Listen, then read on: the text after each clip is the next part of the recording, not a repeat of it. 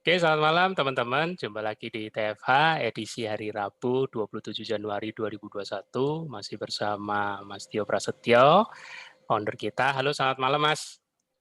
Halo Mas Budi. Ya, monggo Mas, siapa narasumber kita malam ini Mas? Ya, malam ini narasumber kita udah datang ya, Sudah dong, Mbak Vena Aurtatika. Aurtarika. Ya, aorta pembuluh darah aorta. Makanya kan di grup medco kan dibilang pasti papanya pasti dokter. Harapannya anaknya jadi dokter. Emang Halo Mbak bener Vena. Mbak Vena? Emang bener Mbak Vena? Emang Eh, bener? jadi ayah saya teknik mesin, Mas. Nah, lo Oh, teknik salah. mesin. Salah ya. Dokter mesin, Tapi dokter apa? mesin. Oh, dokter mesin. Dokter Beda mesin. dikit, Ya. aku dokter elektro. Beda dikit. Kacau. Ya Mas, silakan. Ya, oke, malam ini Mbak Vena, kita mau pada kepoin Mbak Vena nih, mengenai awal kenal KF dari mana, Mbak Vena udah berapa lama, terus apa alasannya mungkin, kendala-kendalanya, atau mungkin perbaikannya, terus gimana respon keluarga, lingkungan, sejawat, atau mungkin udah berhasil mengajak keluarga atau saudara mungkin. Nah, monggo Mbak, ceritakan Mbak pengalamannya Mbak. Ya. Terima kasih, Mas Tio. Assalamualaikum Iya warahmatullahi Mas. wabarakatuh. Waalaikumsalam Kedengaran ya, Mas ya? warahmatullahi wabarakatuh. Kedengaran, Ya? kedengaran. Ya. Selamat malam semuanya buat para KF Carrier. Terima kasih juga Mas Bobi. Ya. Perkenalan dulu ya, nama saya Dr. Vena Aurtarika. Saya bertugas di Puskesmas Taman Krocok, Kabupaten Bondowoso, Jawa Timur. Oh, Jawa Kalau Timur. ditanya, ya Jawa Timur saya Mas. Saya sebenarnya kelahiran Malang Mas, cuma saya lamanya di Medan Mas. Oh, banyak warrior Malang kan malam ini. Malam ini banyak dari Malang. Belum, kayaknya baru satu. Oh, Mungkin belum. nggak banyak yang tahu. Jawa Timur banyak. Ya, tapi sebelumnya saya mengucapkan selamat ulang tahun dulu buat Oh Peserta iya. Indonesia yang kelima ya, Amin. selalu dan Terima kasih. semoga membawa manfaat buat kita semua. Ya, amin. Alhamdulillah, amin. Oke, langsung aja Mas. Aku nggak pakai presentasi, jadi cerita aja ya Mas ya. Iya, iya. Kalau ditanya saya kenapa bisa masuk di KF itu sebenarnya masalahnya sama kayak para wanita yang lain Mas. Masalah berat badan. Nah, jadi karena berat badan ya, jadi waktu itu saya Kalau lihat beratnya dari 60 kilo. lihat dari tampilan sekarang kayaknya sukses nih kayaknya. Ya, alhamdulillah sekali Mas, benar. Terima kasih banget. Banyak progresnya, alhamdulillah sekali. Jadi 60 Iya, kilo Mas. iya. Jadi membawa diri aja tuh rasanya berat menurut saya waktu itu begitu Mas. Dan akhirnya saya mencoba 2 diet waktu itu. Jadi diet yang pertama yang saya lakukan adalah General Motor. Diet GM Mas. Diet GM. Jadi yang setiap harinya tuh menunya berubah-ubah. Gitu. Jadi hari pertama itu dengan buah, hari kedua dengan sayuran aja, hari ketiga mix buah dan sayur, dan yang saya paling suka itu hari kelima Mas, karena hanya makan full hewani aja, itu yang paling saya suka. Selebihnya saya sudah stres, gitu. Dan akhirnya saya nggak berhasil, gitu. Nah kemudian itu 2017 ya Mas ya, terus saya coba lagi di 2018 DBM Mas. Nah di DBM ini saya bisa dikatakan hanya turun tuh 2 kilo aja Mas. Habis itu stuck di situ. Udah, terus cuman dari DBM ini saya melatih diri saya untuk tidak mengkonsumsi nasi akhirnya. Nah, akhirnya bisa putus dengan nasi Mas dari DBM itu. Itu yang saya dapatkan sih. Selebihnya saya nggak berhasil Mas gitu. Nah, kemudian karena saya udah nggak nemu jalan gimana caranya ya, karena tetap aja Mas jaga pola makan, olahraga, ujung-ujungnya tetap aja segitu-segitu aja Mas. Kadang naik, malah kadang turun, tapi nggak stabil ya pokoknya, nggak sesuai harapan gitu. Terus akhirnya saya iseng nggak sengaja buka Instagram junior saya, Dr. Gigi Edi Satria. Itu saya lihat perubahannya signifikan. Ya, Dr. Edi Satria. Kebetulan beliau tugas di Aceh. Itu junior saya. Jadi saya lihat itu perubahannya signifikan dari yang tadinya super subur, akhirnya bisa langsing Mas. Nah, saya juga mikir sih, ini apa jangan-jangan hanya tipuan kamera ya Mas? Karena kamera zaman sekarang ini kan luar biasa canggihnya ya. Jadi saya pikir, ini paling tipuan. Ya, akhirnya saya nggak puas, saya WA beliau. Gitu. Saya tanya, ini pakai diet apa gitu loh. Terus dia menyebutkan ketofastosis Mas. Terus saya minta bagaimana cara melakukan dietnya, dia kirimkan protokolnya Mas. Begitu banyak protokol yang dia kirim, saya pertama baca, aduh kayaknya ribet nih, gitu. Karena kata pertama yang saya lihat ada amunisi, wah amunisi berarti harus saya lengkapi nih. Wah, ya saya cuekin dulu Mas, cuekin dulu, udah suatu saat saya ingin baca lagi. Kata pertama yang saya lihat di sana adalah fasting, puasa. Ini yang menjadi daya tarik buat saya. Gitu. Karena pemikiran simpel saya waktu itu kalau saya puasa, berarti saya kan defisit kalori, jarang makan Mas. Otomatis berat badan saya bisa dong turun. Itu. Akhirnya saya pelajari lagi, saya baca lebih detail, kemudian saya cari juga di Facebook ya Mas tentang ketofastosis. Akhirnya akhir Desember 2019 saya mulai ber-KF Mas. Gitu. Jadi karena memang saya sudah nggak makan nasi, jadi alhamdulillah kalau yang namanya putus karbo sih nggak ada masalah Mas. Cuman memang waktu itu masalah mie aja yang saya nggak masih bisa Mas. Jadi ada kalanya saya penggemar mie soalnya. Jadi kalau nasi saya sudah sama sekali nggak, dari 2017 saya sudah nggak konsumsi nasi. Jadi saya coba perlahan-lahan, dan memang kalau saya langsung ke prinsip 16/8, saya waktu itu agak nggak bisa Mas. Jadi saya bertahap, yang tadinya saya biasa makan jam 7, itu saya mundurin jam 8. Saya bertahap seperti itu, jam 9, jam 10, sampai pada akhirnya saya bisa mencapai di jam 12. Itu yang saya lakukan Mas. Gitu. Kemudian kalau misalnya ditanya progresnya apa ya, luar biasa Mas. Yang jelas tujuan utama saya tadi masalah berat badan, itu sudah tercapai. Jadi sekarang saya kembali ke berat badan di zaman saya kuliah Mas. Oh ya, berapa? Beratnya berapa Mas? 46 Mas. Wah. 46 kilo. Mbak tingginya berapa? Tingginya? Kebetulan saya imut-imut Mas. Jadi cuma 150 aja Mas. Oh, 46 sama kayak Lina ya. Istriku juga 46 kalau nggak salah. 46. Gitu ya. Iya, tingginya hampir sama kayaknya, 150. Ya, jadi alhamdulillah sekali. Dan memang niat saya untuk melakukan KF ini Mas, saya tidak mau target. Karena kalau saya bertarget, saya takutnya kecewa. Jadi prinsipnya saya jalanin dulu aja. Saya lakukan dengan enjoy.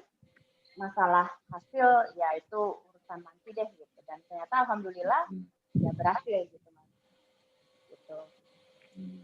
Alhamdulillah. Ada lagi Mbak Vena?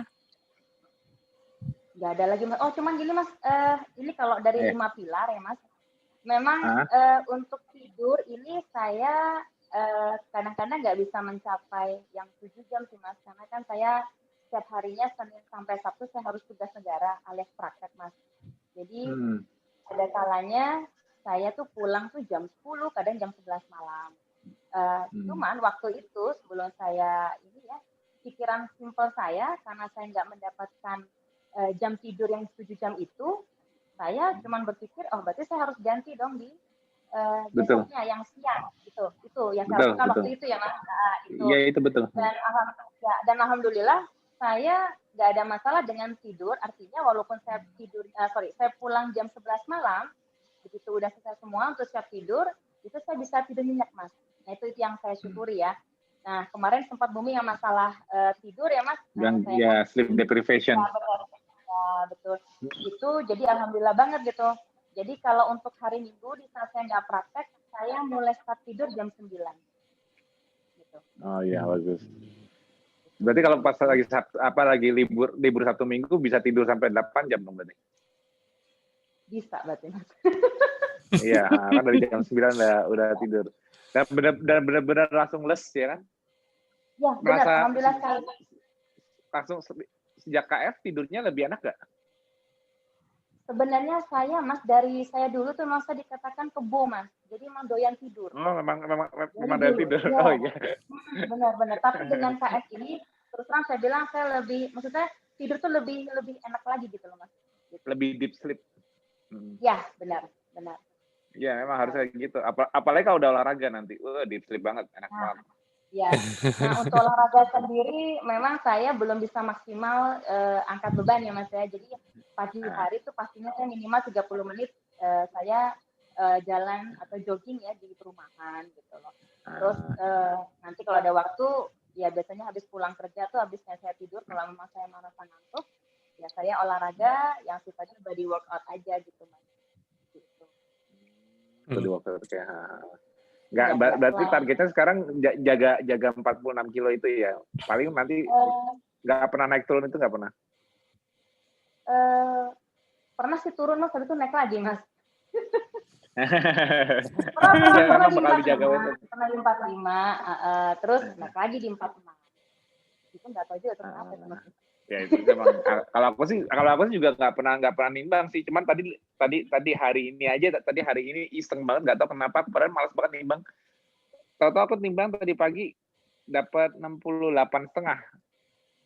Hampir 69. Ya memang sih aku kan kisarannya kan dulu kan dari 66, 67, 66, 7, 68 turun lagi. Ini tadi aku 68,5 karena 69. Tapi sih aku memang sih kalau aku sih memang berat susah naik, susah turun ya. Tapi kalau aku lihat sih lingkar tubuhku nambah dari tahun 2020 kemarin itu, aku lingkar tubuhku, aku ngerasa kalau baju belum pernah benar-benar ngukur, tapi bajuku udah mulai yang M, itu udah mulai kerasa itu.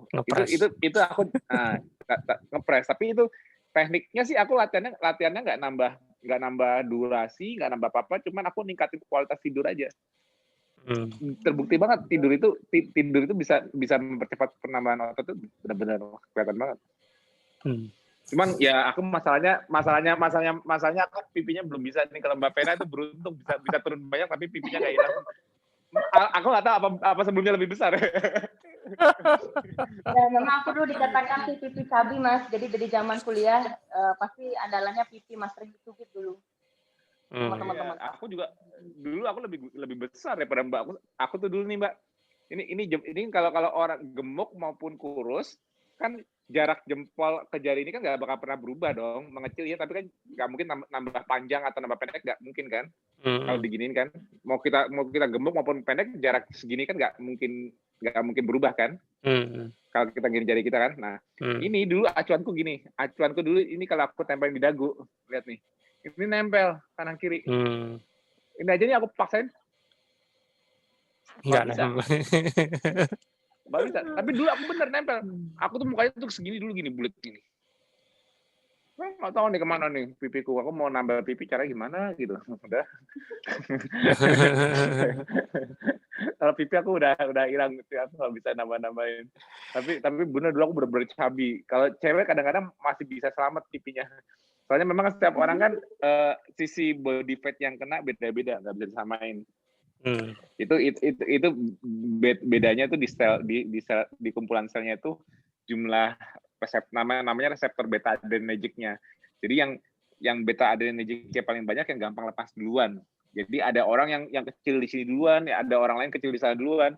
Itu beta adrenergic receptor namanya. Itu yang buat ditembak sama sympathetic nerve, sel simpatetik supaya lepasnya lebih banyak. Itu beda-beda setiap orang. Oke, Mbak Vena, selain berat badan yang sukses, ada perubahan apa, Mbak? Ngomong-ngomong, KF udah berapa lama ini? Dari 2019 Desember. 2019 ya? Desember. 2019. Ada perubahan apa? Respon keluarga gimana? Respon keluarga?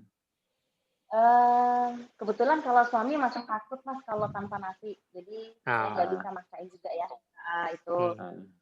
Kemudian untuk temen ada juga yang mau memulai, jadi masih baca-baca dulu gitu, Mas. Kalau di lingkungan saya sendiri di Puskesmas, ya kalau namanya dibully pasti ada ya, Mas ya. Cuman saya orangnya cuek aja, karena ini pilihan hidup, jadi ya udah saya yang merasakan. Jadi soalnya kadang minta pendapat, bagaimana caranya, tapi kadang-kadang ya diremehin juga gitu sih, Mas. Ya udah saya sih diam aja. Saya ingat, Mas, Tio kan nggak usah berdebat ya segala macam.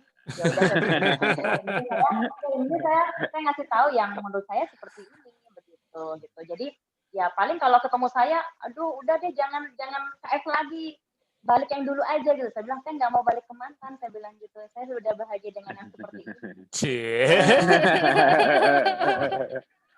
Ke alasan disuruh balik lagi kenapa? Mereka bilang terlalu kurus gitu ya? Kenapa Mas? Mereka nyuruh balik lagi karena melihat terlalu kurus apa gimana alasannya? Mungkin iri kali ya Mas ya, karena untuk tidak makan nasi itu sulit bagi mereka Mas, gitu loh. Tapi iya, nasi, kan saya bingung Mas. Saya kasih tahu caranya, tipsnya gimana gitu ya. Saya bilang kalau memang mau cut langsung karbo kan nggak mungkin ya Mas ya, karena sudah yang lama mereka makan nasi kan nggak mungkin. Saya bilang kurangi aja porsinya gitu ya, sambil bertahap sampai bisa lepas dari karbo. Tapi menurut mereka itu susah gitu Mas. Emang susah.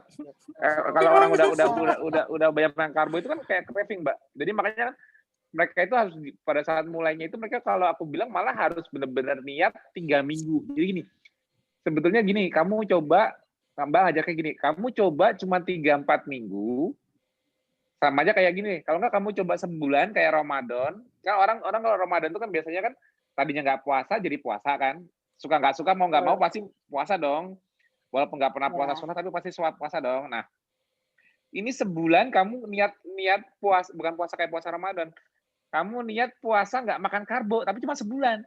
Nanti kamu lebaran makan karbo lagi deh kalau kamu masih pengen, buktiin dulu. Nah, jadi dia nggak ada, aduh kalau aku nggak bisa kalau suruh gaya hidupnya kayak gini.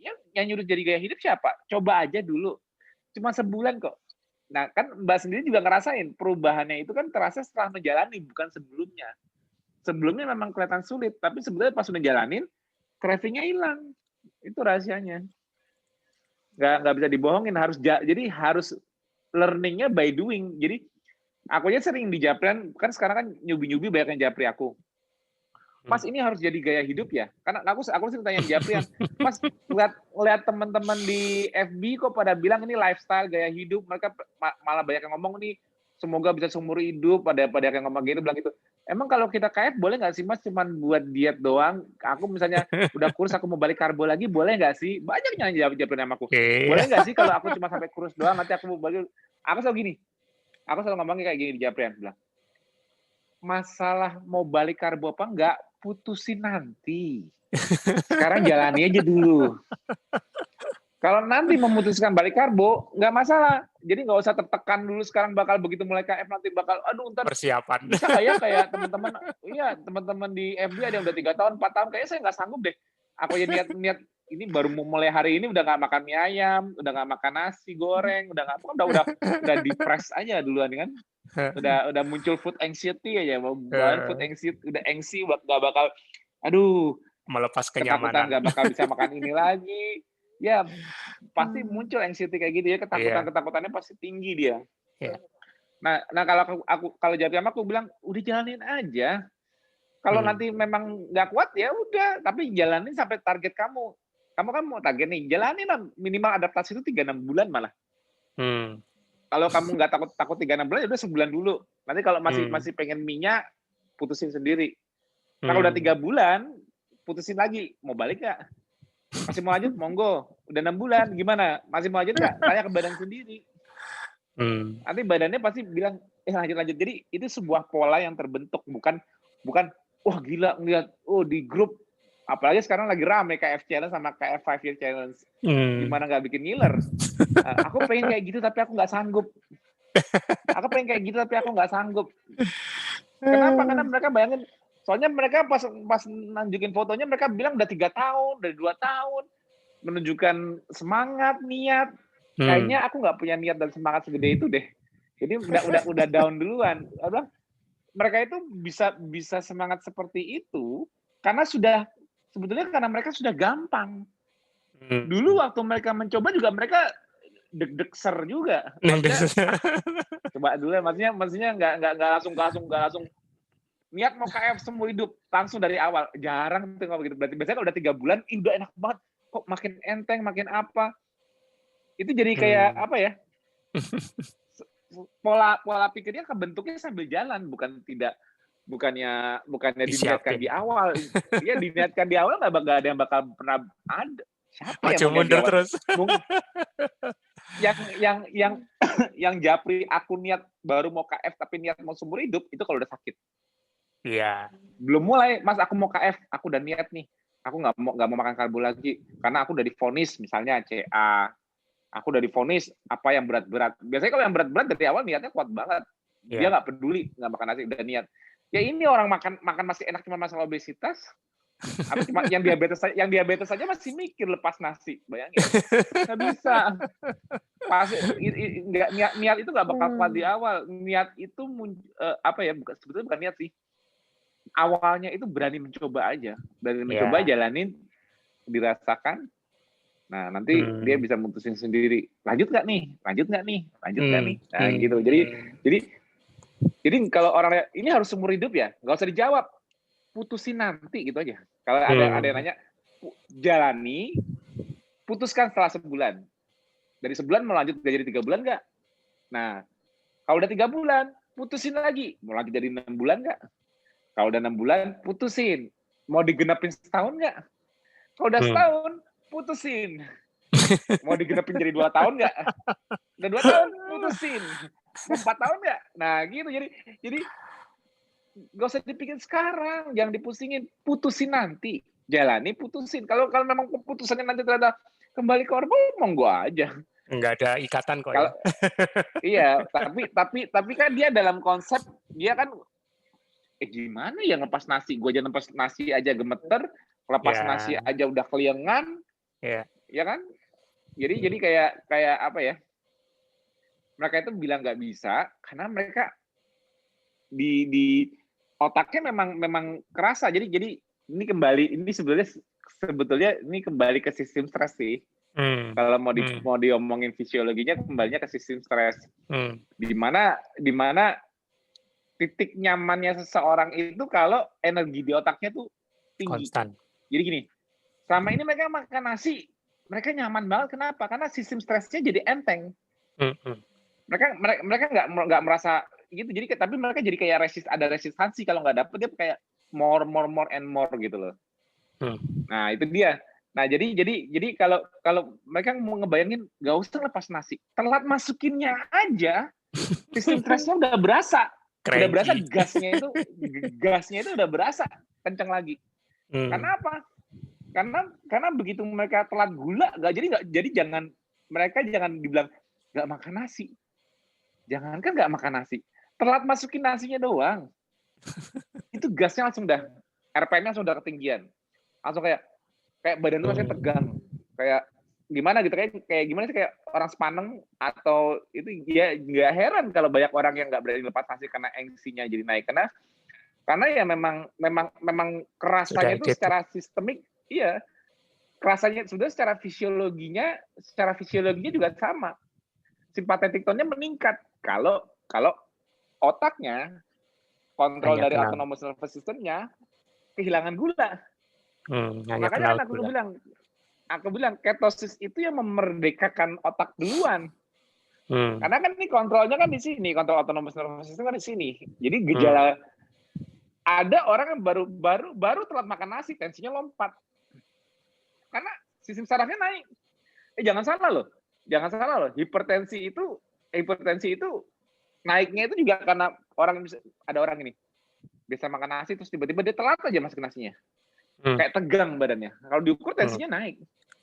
Orang autonomous nervous system-nya naik kok. Tone-nya. Udah pasti. Kenapa? Ini kehilangan gula duluan. Jadi neuroglikopenia itu juga ciri-cirinya juga bisa menaikkan tensi, jangan salah. Walaupun ada juga yang membuat hipotensi, tapi awalnya kalau sistem stresnya naik, tensi juga naik juga. Jadi itu ciri-cirinya kayak gitu. Ciri-ciri motornya kehilangan energi. Gitu. Mbak Vena, perubahan apa yang dirasakan sejak 2019 terapin KF? Selain berat badan ya tentunya. Ukuran baju, Mas. Kan berat badan. Ukuran baju. Ukuran baju. Ya dong, pasti, Mas. Yalah, jadi yang saya biasanya XL ya, kadang L, itu sekarang S, bahkan sekarang sudah bisa extra small, Mas. Emang ada yang jual Wah. extra small di mana? Extra small dijual? Oh, di bagian anak-anak. Bagian anak-anak. Iya ngomongin ukuran anak, kemarin nyari sepatu, kapan itu sempat nyari sepatu untuk istri, ya memang carinya di bagian anak sih, tapi anak tanggung. Karena kalau di dewasa nggak ada ukuran lebih kecil. Emang Iya, ada. S, M, L, XL. Kalau XS susah banget. Aku soalnya di Uniqlo nggak ada. Aku kalau nyari kaos biasanya di Uniqlo itu nggak ada XS. Aku bilang, kalau kata mbak-mbak yang jaga, XS itu kalau ukuran anak-anak tuh 150 apa kalau nggak salah katanya. Katanya ya, aku lupa waktu itu. XS. Kalau Padahal itu perubahan di pernah kesehatan ada apa, permintaan Mbak? XS. Kalau perubahan di kesehatan. Kenapa, Mas? Kalau perubahan di kesehatan apa? Saya sebelumnya saya sempat ada ini, Mas, di lutut kanan tuh nyeri ya. Nyeri. Tapi saya sudah coba tes asam urat sih nggak ada masalah, Mas. Nah, akhirnya saya waktu itu udah obat sudah saya minum juga, walaupun nggak rutin sih, advice dari teman. Cuma saya pikir kalau obat kok saya nggak begitu sebenarnya. Saya pengen yang cara alami aja. Nah, akhirnya dengan saya ikuti KF ini, itu semakin lama semakin membaik. Bahkan sekarang lutut kanan sudah nggak pernah nyeri lagi, Mas. Biasanya kalau aku buat untuk posisi apa tuh namanya, Mas? Kayak ada apa ya? Melipat itu aku agak sakit gitu, yang lutut kanan. Bahkan kadang bengkak sih gitu. Nah dengan KF ini, alhamdulillah sekali, Mas. Jadi itu sudah nggak ada lagi sekarang. Jadi kalau olahraga itu udah lebih enak lagi gitu. Alhamdulillah. Ya kebetulan kalau sakit-sakit yang lain sih nggak ada ya, Mas. Jadi kayak hipertensi atau apa, alhamdulillah nggak ada gitu. Jadi ya cuma itu aja sih, Mas. Masalah yang kemarin ya masalah BB aja. Gitu. Iya gitu ya. Apalagi ini di puskesmas ya, garda depan di Bondowoso. Ngomong-ngomong itu, tadi kan kemarin malam curhat nih, Mas. Boleh ngomong nggak sama Mas Tio nih? Boleh ngomong? Boleh, Mas, boleh. Kan di garda depan nih, kan lagi program vaksin, Mas. Jadi kan tadi Mbak Vena sempat bilang clue-nya, beliau kan lebih suka yang cara alami. Jadi rada galau nih tentang vaksin, dimasukin sesuatu kayaknya kok gimana gitu. Jadi Ya, biasa aja sih. Aku aja pernah vaksin meningitis. Aku mau umroh juga harus vaksin. Kalau ada kewajiban vaksin, ya aku mau gimana? Masa nggak bisa naik umroh? Kemarin aja aku juga vaksin meningitis. Apa ya? Aku sih nggak begitu takut sih. Aku yang penting prinsipnya gini. Prinsipnya itu yang insya Allah ya aku bukannya nantangin ya. Tapi insya Allah kalau kena virus benerannya, asal kita tahu jaga virus beneran loh ya. Kita tahu bisa jaga gula darah rendah, kita bisa cepat merespon ke anorexia sickness-nya, udah tahu gejalanya, dan kita udah tahu kontrol supaya tidak menjadi overinflamasi, kan udah aku ajarin kalau di KF.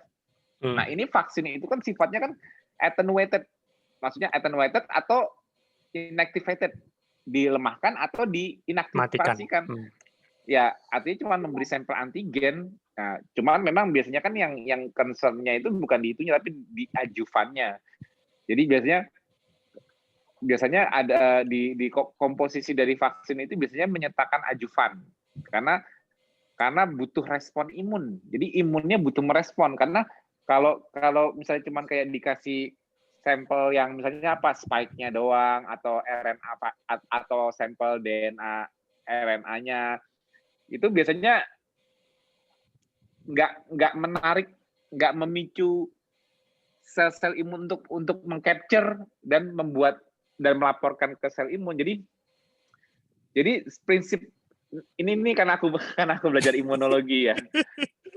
Karena aku belajar imunologi. Jadi aku jelasin. Jadi aku nggak ngerti pendapat orang bagaimana mengenai vaksin. Aku penilaian mereka masing-masing aku nggak ngerti, tapi aku menjelaskan dari sisi sainsnya aja deh, fisiologi.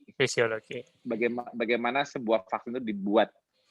Jadi vaksin itu dibuat itu berdasarkan konsep di mana bagaimana memperkenalkan suatu antigen ke tubuh kita, tapi antigen itu tidak memiliki kemampuan replikasi.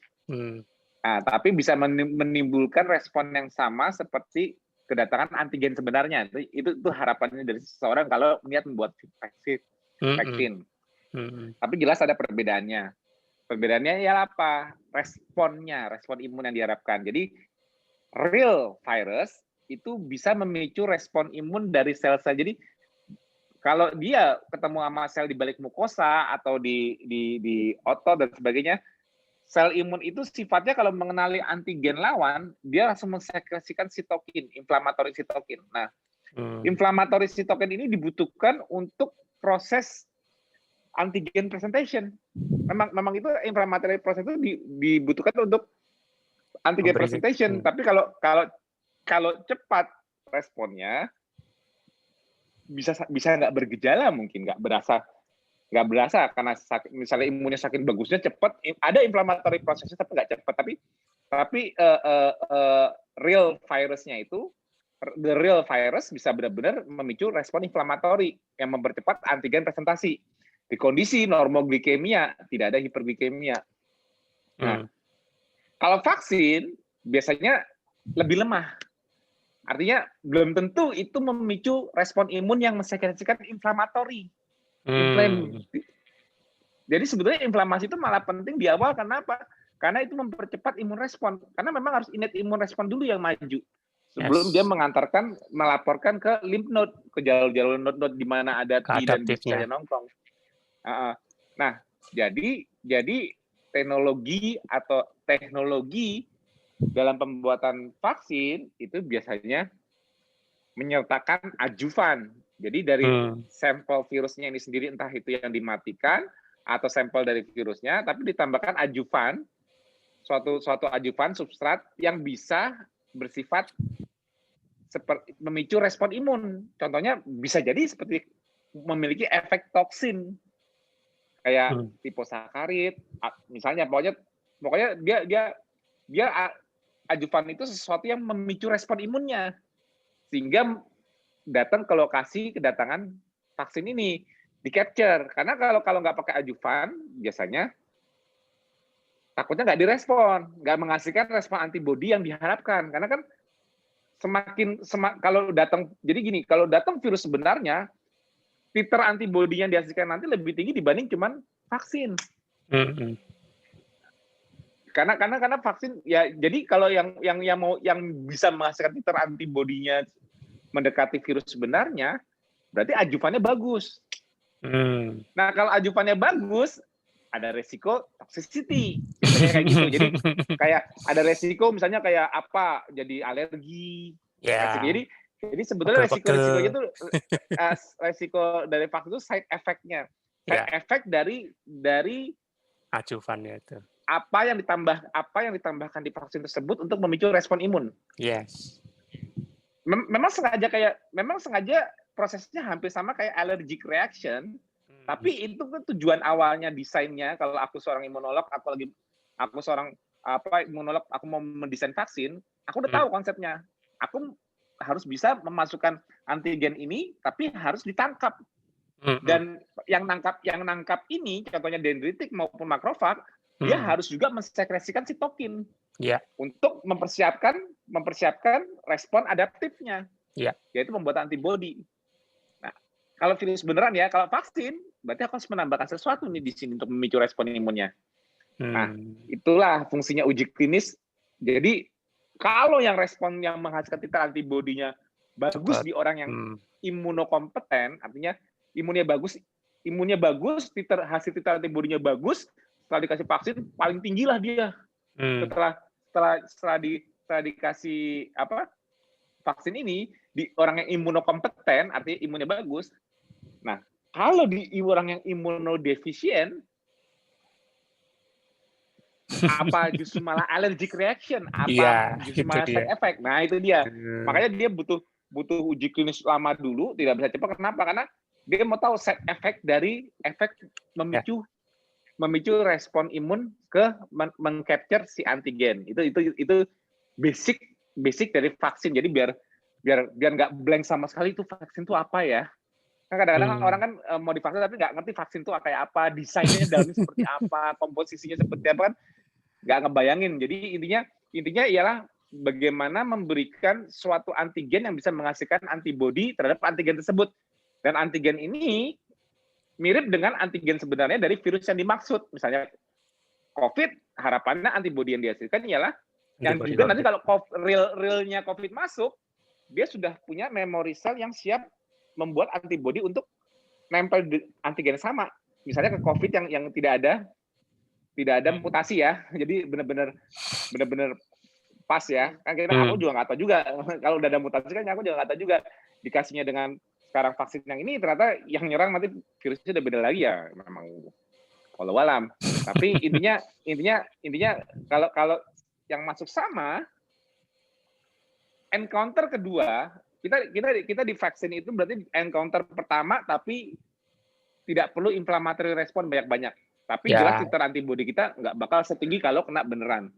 Tapi kalau nanti kena beneran, kita udah setengah jalan.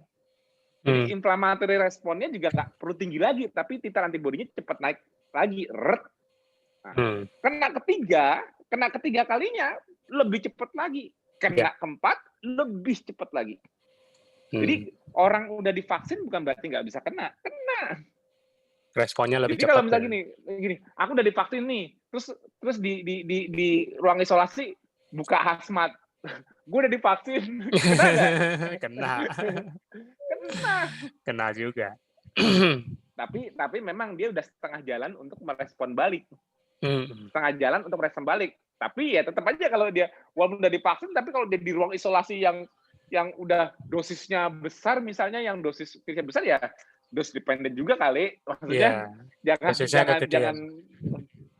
dosis viral load-nya kegedean, yang mau masuknya juga kegedean juga nggak boleh.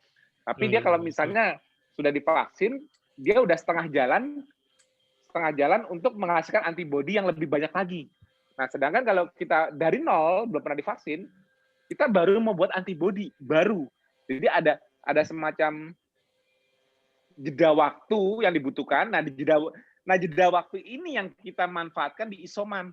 Jadi selama ini jeda dari dia terinfeksi sampai dia berhasil membuat antibodi ialah kuncinya di mana?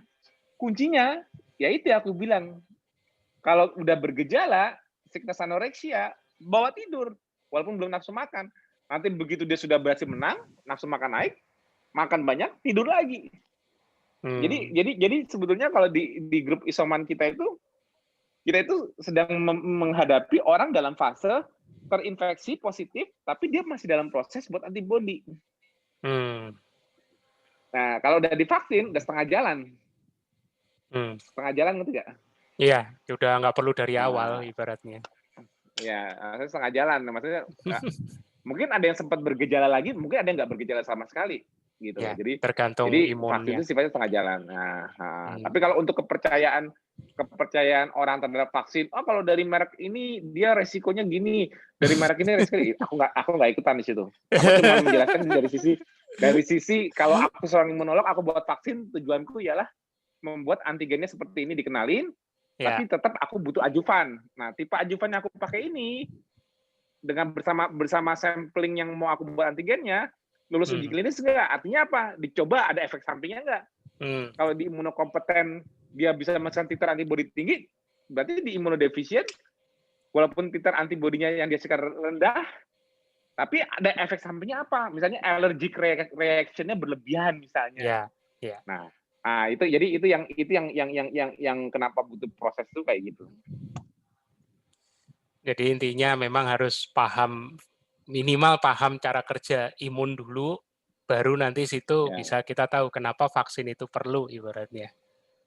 Ya kalau untuk perlu apa enggaknya ya sebetulnya aku nggak pernah maksakan, tapi mengembalikan ke setiap individu memutuskan dia mau divaksin apa bukan hak setiap individu, walaupun dia juga memerintahkan hak individu gitu loh maksudku. Tapi at least aku kasih bekal knowledge-nya apa itu vaksin. Aku kasih bekal knowledge-nya bagaimana menciptakan respon imun yang baik terhadap infeksi sebenarnya maupun vaksin. Artinya gini, infeksi sebenarnya kita survive dari fatalitas dan menghasilkan antibodi, dari vaksin kita bisa menghasilkan titer antibodi yang lebih banyak yang kita harapkan. Makanya aku kasih pesan yang aku kasih kisi-kisi. Paling bagus gimana ya kalau misalnya kena virus ataupun kena vaksin, ya paling bagus memang kalau mau jujur di kondisi autofagi. Artinya apa? Cepat di-capture antigennya karena autofaginya lagi on. Contohnya di jendela puasa divaksin. Dengan catatan malamnya tidur bagus. Jadi dia nggak ada stres berlebihan di tubuhnya, nggak ada stres berlebihan di tubuhnya dari sisa kemarin-kemarin. Jadi gula darahnya pasti bagus dong.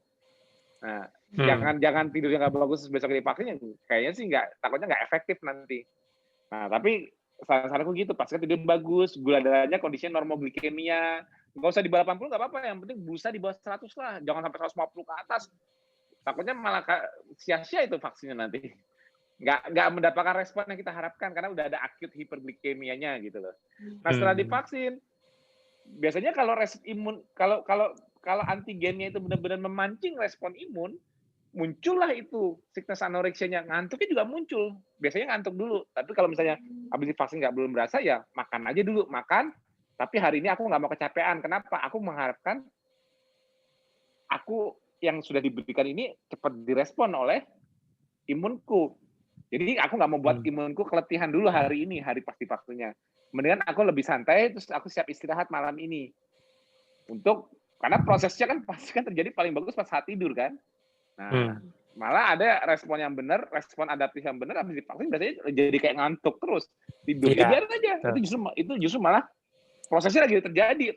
Proses bentuk transisinya antibody. untuk membentuk antibody yang optimal, bikin memori selnya, bikin memori T selnya, B dan T selnya, seperti itu.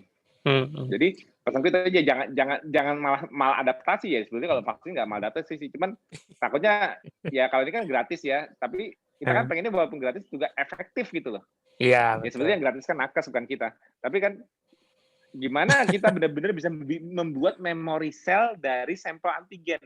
Ya, harapannya gitu. Jadi jadi bank memori kita udah ada. Jadi kita nggak mubazir lah divaksin. Ya, kondisi metaboliknya dibagusin, kondisi untuk healing post vaksinnya dibagusin. Jadi gratis maupun bayar, dua-duanya nggak ada yang mubazir gitu lah. Tips dariku. Mbak Vena ini termasuk di garda depan sering melihat ya pergumulan, apalagi Taman Sejawat. Ada berapa dokter Mbak di Puskesmas selain Mbak Vena? Kebetulan dokternya satu Mas, yang dokter umum. Untuk dokter umum yang kedua itu baru nanti per Februari baru masuk Mas. Jadi selama ini memang di Puskesmas saya itu dokter umum satu, merangkap sekaligus kepala puskesmas, terus saya dokter giginya. Oh, oke. Nah, kebetulan kemarin juga dokter kapus saya itu kemarin terkonfirm. Confirm ya, positif. Iya, betul positif. Terus ya, saya kasih tahu tipsnya gimana. Terutama saya bilang masalah tidur itu gitu Mas. Dan memang kemarin sih dia ada kesulitan tidur yang di malam. Gitu. Katanya sih sudah tidur yang siang, sudah enak gitu ya Mas. Begitu yang malam itu kadang-kadang masih sering terbangun gitu. Gitu.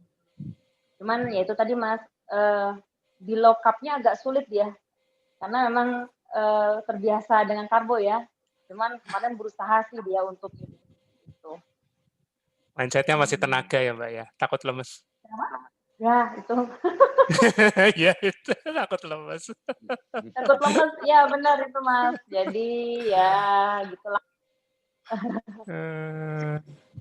Kalau lagi isoman positif ya biar aja lemes sama pengen tidur. Emang ngapain isoman terjaga? Isoman itu malah kalau aku bilang udah positif disuruh isoman ya banyakin tidur. Emang di rumah mau ngapain? Malah aku takut lemes. Ya justru lemes biar tidur. Malah cepet negatif. Lihat aja.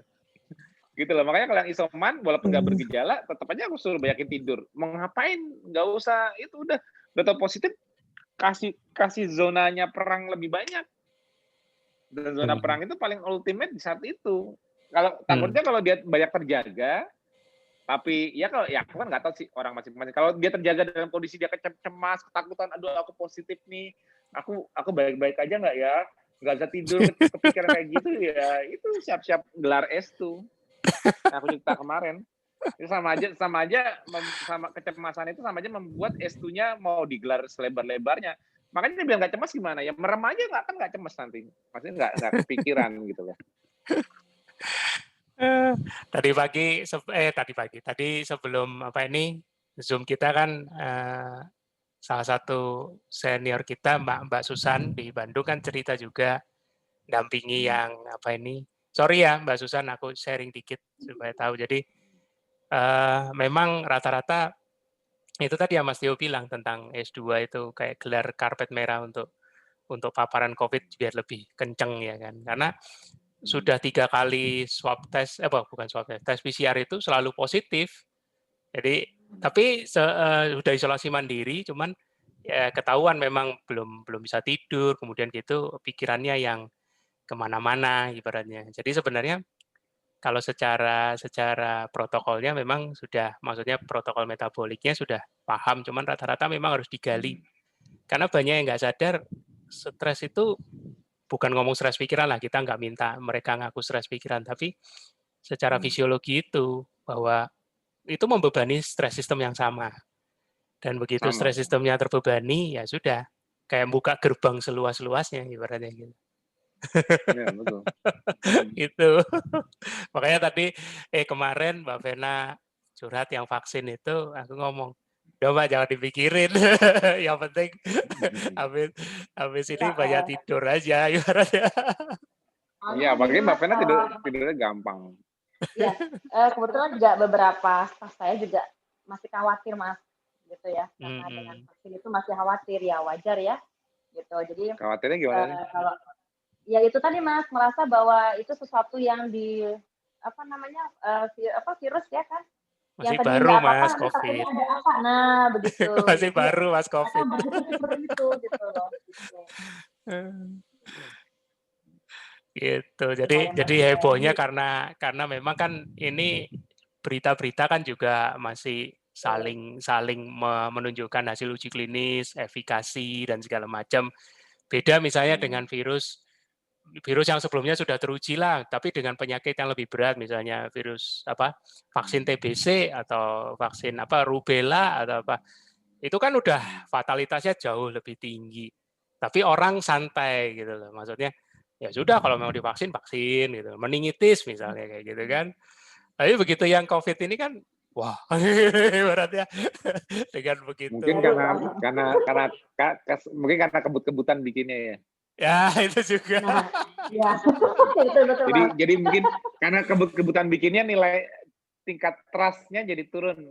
Ya. Orang resmi vaksin jadi sampai berapa tahun ini kok dalam setahun udah jadi uji klinisnya bener belum ya, mungkin itu kalian bikin yang suka bikin orang kayak ini udah bagus belum ya, mungkin gitu kali ya.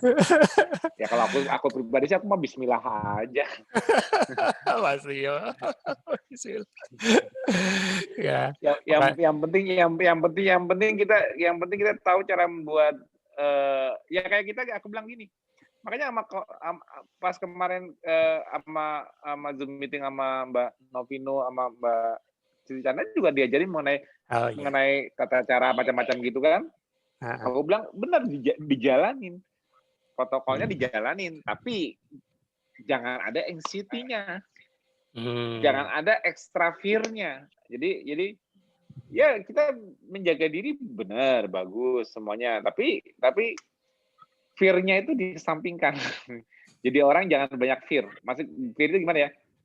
Khawatir, takut. Tetap waspada tetap apa itu udah normal. Kita kan menjaga diri semuanya. Tapi ekstra fear ini ya nggak perlu singkir deh. Kalau aku orangnya nggak terlalu memikirkan atau menakuti sesuatu yang belum terjadi. Jadi aku nggak banyak pikiran. Kalau belum terjadi ya udah ngapain dipikirin. Aku tipikalnya kayak gitu. Jadi mungkin jadi lebih calm gitu loh. Jadi cegah ya kita jalanin tapi aku nggak terlalu mikir nanti gini nggak ya, nanti gitu nggak ya, jadi malah aku nggak gitu orangnya. Ya aku sih memang nggak bisa ditiru, cuman kalau sekarang tuh jangan terlalu sampai membuat munculnya anxiety sendiri, karena kalau kita punya anxiety terlalu berlebihan itu ya sama aja aku bilang di Japrenku juga udah banyak yang COVID anxiety. Banyak yang misalnya gini. Banyak yang mana ada yang semua gejala maladaptasi keluar di dia.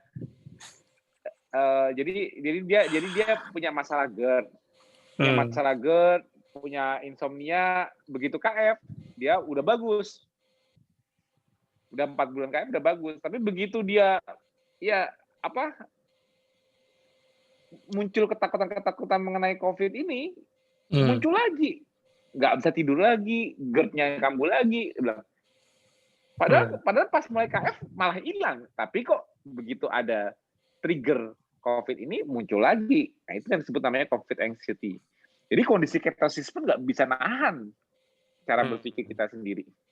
Walaupun ketosis di awalnya memperbaiki yang sudah menjadi patologi. Maksudnya gini, dia sudah punya GERD, dia sudah punya sleep deprivation, ikut KF membaik semua, tidurnya jadi lebih nyenyak, inflamasi di lambung hilang. Nah, itu kan secara fisiologi ketosis berarti kan memperbaiki kan, melebarkan stres resistannya kan, menurunkan membuat gasnya enteng kan. Tapi begitu dia ketakutan sendiri karena masalah COVID misalnya, karena wah di lingkungan itu tetangga saya kena, ini udah ada meninggal gini-gini, dia ketakutan sendiri, dia sama aja secara nggak langsung dia ngegas lagi. Iya, ngegas terus-terusan. Akhirnya gas terus-terusan, akhirnya malah susah tidur. Dia susah tidur, akhirnya lambungnya keluar masalah lagi. Loh, kok balik kayak dulu lagi? Ya iyalah. Karena ada gas yang ditekan terlalu berlebihan. Nah, itu dia. Makanya kan aku selalu kasih contoh kan, gas itu puasa, olahraga, pikiran. Puasa, aktivitas fisik atau olahraga. Jadi, aktivitas fisik misalnya kerja sampai malam, sibuk sampai malam, atau mikir terus-terusan, itu sama. Itu sistem stresnya dipakai sama. Fisiologi dan psikologi. Itu satu sistem stres. Autonomiknya simpatetik, terus hormonalnya kortisol. Itu dua-duanya dipakai oleh puasa, olahraga atau aktivitas fisik, dan pikiran. Kalau puasa gampang lah, kita taruh jam 12, udah. Oh di jam 2 waktunya dah, gitu. Masih bisa intermittent. Olahraga juga masih bisa intermittent. Tapi kalau pikiran itu loh kadang-kadang gimana caranya cuma intermittent ya, itu malah continue terus gitu loh. Nah itu yang kalau continue terus ya sama aja, gasnya juga ditekan terus. Itu yang bisa kadang-kadang lebih cepat membuat malah adaptasinya. Domino efeknya ya pasti ya tidurnya udah kurang, udah lanjut. Yang lain udah kemana-mana gejala-gejalanya. Nah itu. Jadi ujung-ujungnya selalu di tidurnya. Jadi gangguan di gas ini kelihatannya di kemampuan matiin mobilnya. Betul. Gasnya pertama langsung gasnya kelebihan ini kelihatan di kemampuan matiin mobilnya makin susah ya. Matiin mobil makin susah, lama-lama ngeremnya juga makin susah. Makan juga udah nggak enak. Makannya jadi kedikitan, mual-mual, ya kayak gitu. Jadi kayak domino ke depan. Nah, itu dia aku bilang, jangan mikirin yang belum terjadi. Precaution boleh, waspada boleh. Kita udah tahu resikonya apa. Tapi nggak usah terlalu fear banget gitu loh. Ya kan? Nggak usah terlalu tinggi banget fear-nya gitu loh. Itu yang kadang-kadang kita, ya ini cara aku sih ya. Aku nggak tahu kalau yang lain cara gimana. Aku bukan psikiater loh. aku bukan psikiater, jadi nggak mau ngajarin psikologi, tapi konsepku tuh aku tuh tipikalnya orangnya seperti itu. Nggak usah mikirin yang belum terjadi. Bismillah aja, jalanin. Hari ini aku bangun, apa ujianku hari ini, jalani gitu aja. Kalau aku prinsipnya gitu. Mbak Vena tadi di puskesmas katanya tadi sempat bilang ada dokter gizi ya kalau nggak salah. Mbak, siapa itu Mbak? Oh, bukan dokter gizi Mas. Dokter gigi Mas saya. Oh, dokter gigi. Oh, salah dengar. Iya, dokter gigi. Kamu pikir ada dokter gizi? Wah, seru juga nih ada dokter gizi di puskesmas. Ada lagi Mbak yang mau di-share? Atau Mbak mau langsung nanya ke Mas Tio? Monggo, silakan. Ya, jadi Mas Tio, jadi saya kemarin sempat cerita ke Mas Bobi juga ya. Jadi November itu Mas, apa mungkin karena saya nggak terlalu ini ya, misalnya nggak terlalu nandain banget ya. Jadi kalau misalnya habis makan itu Mas, yang saya rasakan itu makan sedikit aja, maksudnya di jam refill ya Mas ya, itu rasa ngantuknya tuh terasa banget gitu Mas. Yang sebelum-sebelumnya saya nggak terlalu perhatian sih sebenarnya. Gitu. Kenyang nggak makannya? Banyak nggak makannya? Kenapa? Makannya banyak nggak? Makannya banyak nggak? Makannya biasa, standar aja, nggak terlalu gimana gitu, biasa aja gitu. Jadi itu rasa ngantuknya tuh terasa banget gitu Mas. Jadi kan saya kalau makan siang atau refill itu kan saya pasti di puskesmas ya Mas ya. Saya menu favoritnya soto. Nah itu tanpa nasi, jadi seperti biasanya Mas full hewani aja. Ya itu tadi saya bilang rasa ngantuknya itu terasa banget gitu. Akhirnya ya saya harus pulang dulu, nyampe di rumah baru saya lanjutkan untuk tidur, seperti itu. Saya sempat berpikir Mas, waktu itu ya, apa ini kemasukan karbo gitu loh Mas, kok Enggak. timbul rasa ngantuknya terasa banget gitu loh. Gitu. Malah aku bilang ada demand-nya. Ada suatu demand di hari itu. Ada suatu demand. Jadi gini, sebelum-sebelumnya Mbak dengan porsi makan yang sama nggak ngantuk? Sebelum itu? Nggak terlalu aku rasain ya Mas ya. Per November Ya, biasanya kemarin masih bisa, yang per November kemarin itu Mbak pas makan siangnya di puskesmas itu nggak lebih banyak dibanding bulan sebelumnya kan? Porsinya ya, sama aja kan porsinya. sama. Tapi bedanya habis makan lebih ngantuk. Nah, aku tanya, ya, betul. di bulan November itu malamnya itu di bulan November itu ada satu kerjaan yang lebih hektik nggak? Lebih hektik, maksudnya lebih banyak, lebih padat tuh? Nggak ada. Nggak ada, Mas. Kebetulan jam tidurnya juga pas. Gitu. Sama ya, cuman jadi lebih ngantuk aja ya.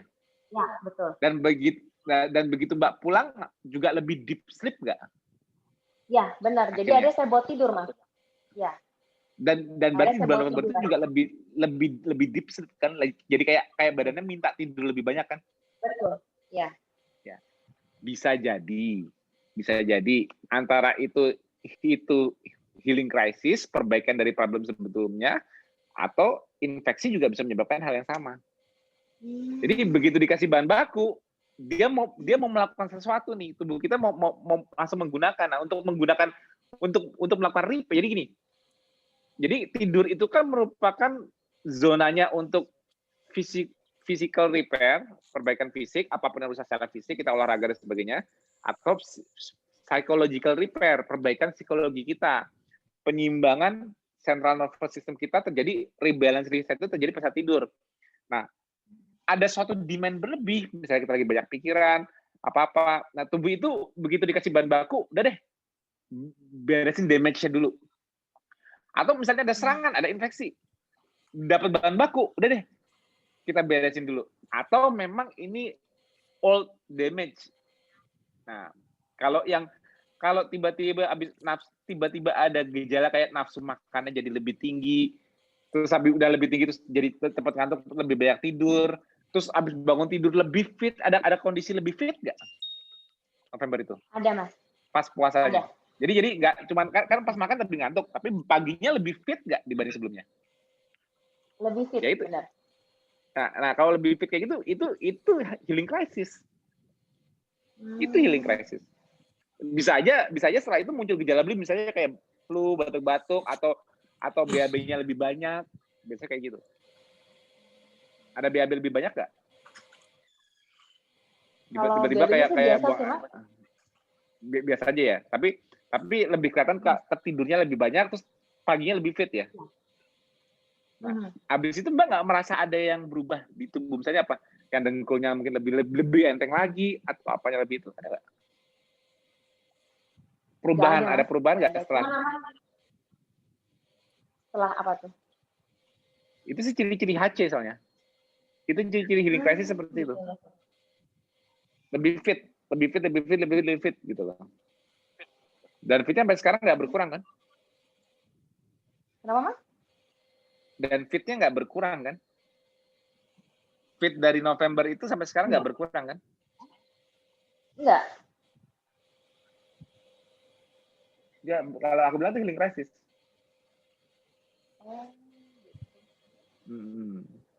Nggak apa-apa. Normal artinya Mbak Vena. Nggak apa-apa, normal. Ya, nggak apa-apa. Tapi kalau sekarang ini udah habis sampai sekarang ini makan siang nggak ngantuk lagi? Ya kadang-kadang masih sih Mas, masih. Cuman nggak seperti yang November itu gitu. Ya, tapi harusnya kalau itu memang healing crisis, harusnya November ke sini sekarang sama November sebelumnya pasti ada peningkatan tenaga deh, lebih energik, lebih fit dibanding November ke bawah sama November sampai sekarang, pasti itu merupakan suatu lompatan di mana lebih fresh, lebih apa, aku nggak tahu Mbak yang bisa ngerasain. Dari zona yang habis lewatin itu. Biasanya sih itu. Jadi aman. Jadi termasuk aman aja gitu ya Mas ya? Aman sih, nggak ada masalah. Aman. Mm-mm. Ada lagi Mbak Vena? Kenapa? Ada lagi nggak yang mau ditanyain? Gak ada lagi sih Mas, cuman itu Mas. masih Ya udah, masih bagi-bagi sama grogi, audiens. masih Ada grogi audiens nih yang mau nanya. Mas. Masih grogi.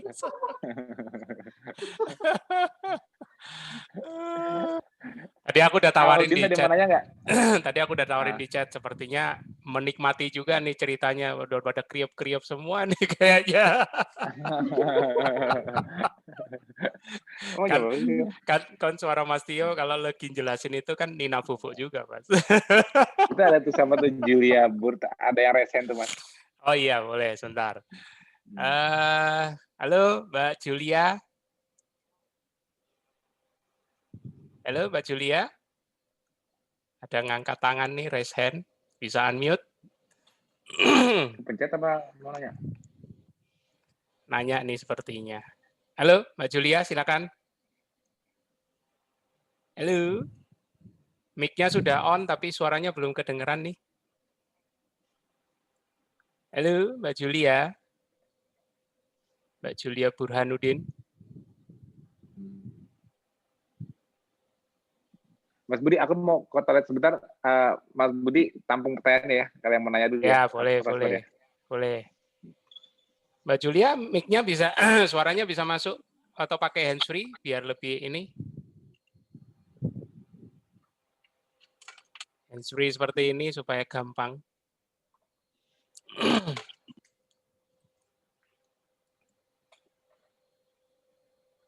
Ini ada pertanyaan dari Mas Bondan nih, Mbak Vena. Ya. Ada di chat nih, ada tentangan enggak? Ada yang menentang nggak dari sejawat dokter waktu menjalani KF? Kalau ada, gimana menanganinya Mbak Vena waktu itu? Atau mungkin lebih tepatnya Mas Bondan mau nanya, siapa sih yang kepo ibaratnya nentang ini, terus gimana handle-nya gitu. Silakan Mbak Vena, sambil nunggu Mbak Julia nih.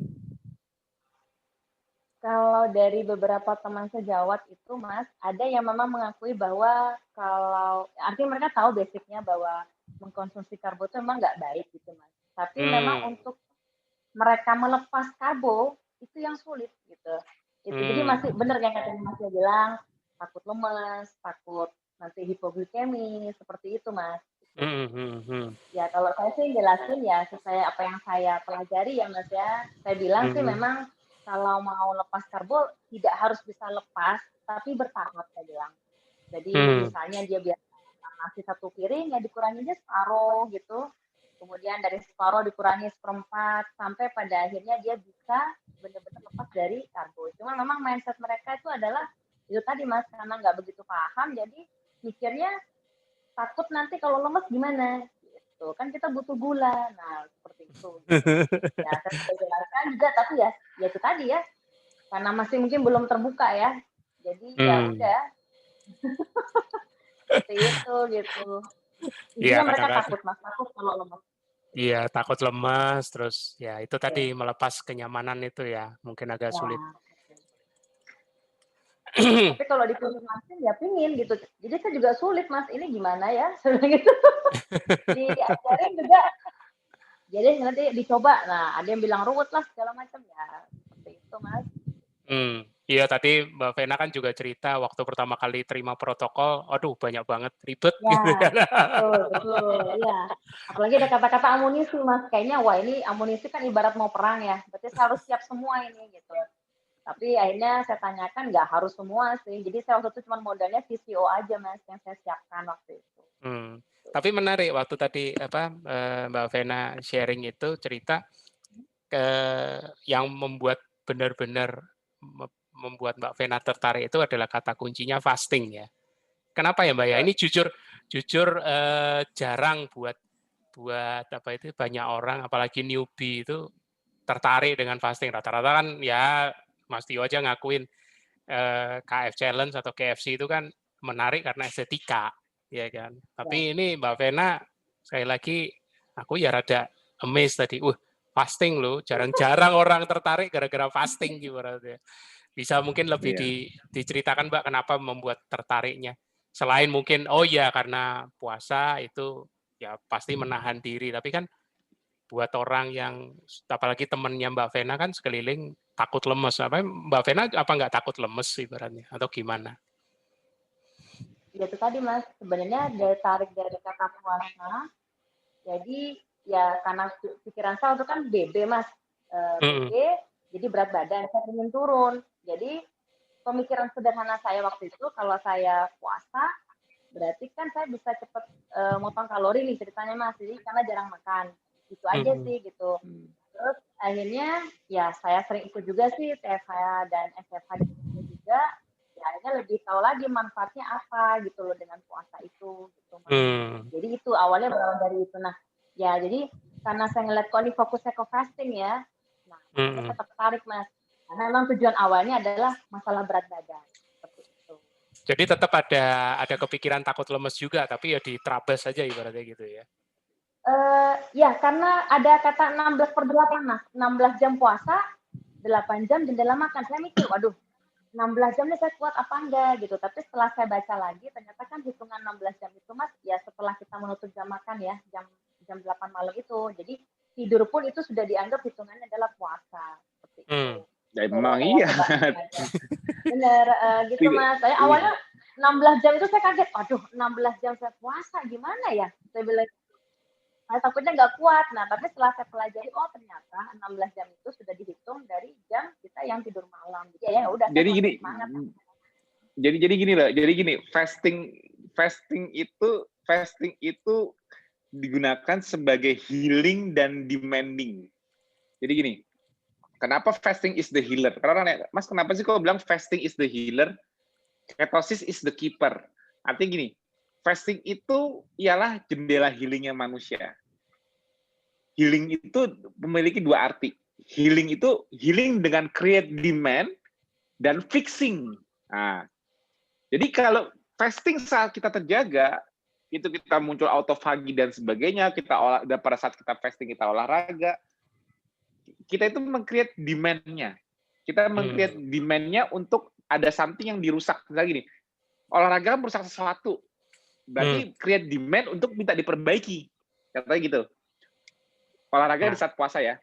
Ngasih PR gitu ya Mas. Sendiri. Ya, ngasih PR. Kalau enggak ada demand baru dong. Nah, terus kalau dia tidak memasukkan makanan, memberikan gap demand, entah dia belum olahraga tapi dia udah puasa, berarti kan ada demand yang ada gapnya. Gap ini memicu autofagi, recycle cell. Kan gitu. Nah, abis itu kita masuk jendela makan nih. Nah, kita jendela makan, kita kan tidur lagi nih. Kita tidur itu kan kita tidak makan dan minum, artinya kita mulai fasting lagi. Nah, tapi jendela puasa yang pas kita tidur, itu jendela healingnya. Demand dan healingnya terjadi. Nah, healingnya pada saat kita tidurnya itu, nah kita menggunakan bahan baku yang udah kita dapat tadi dari makanan untuk nge-repair. Repair apa? Repair physical repair, psychological repair. Itu terjadi pada saat fasting tidurnya. Jadi fasting itu intinya kita tidak makan, tidak memasukkan sumber energi, tidak makan, tapi jendelanya terbagi dua nih. Jendela demanding saat terjaga, jendela fixing saat kita tidur. 16 jam itu tidur dan terjaga. Gabungan dua-duanya. Nah, iya, makanya dibilangnya 16 jam. Dan kita memasukkan sesuatunya itu hanya di jeda 8 jam. Nah gitu loh. Jadi malah kita jendela sering nggak makannya. Maksudnya bukan berarti 16 jam itu dari pagi melek, inilah waktunya saya puasa 16 jam ke depan. Salah. Bukan. Makanya orang-orang yang isoman walaupun nggak bergejala, kalau dia tidur, aku bilang nggak bergejala banyakin tidur, itu otomatis juga udah banyakin puasa. Nah kamu tidur emang sambil makan, kan enggak. Gitu loh. Jadi healingnya itu juga terjadi saat fastingnya itu ya puasa, itu tidur itu puasa. Makanya 16 jam itu gila lama banget ya orang puasa 16 jam. Enggak lama kok, itu cuma skip breakfast kok. Yang terjaganya. Gitu. Oke. Ini ada pertanyaan sedikit nih dari Mas Pipin dari Bogor ya. Dia sudah kurang dari 1 bulan ikut KF, ya kan.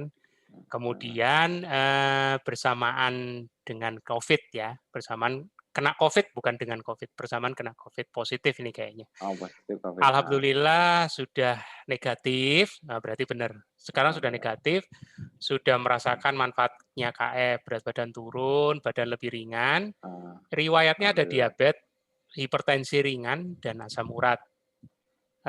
Pola puasanya sudah 16:8, tapi ya masih agak dilema. Mungkin ini perlu diyakinkan aja.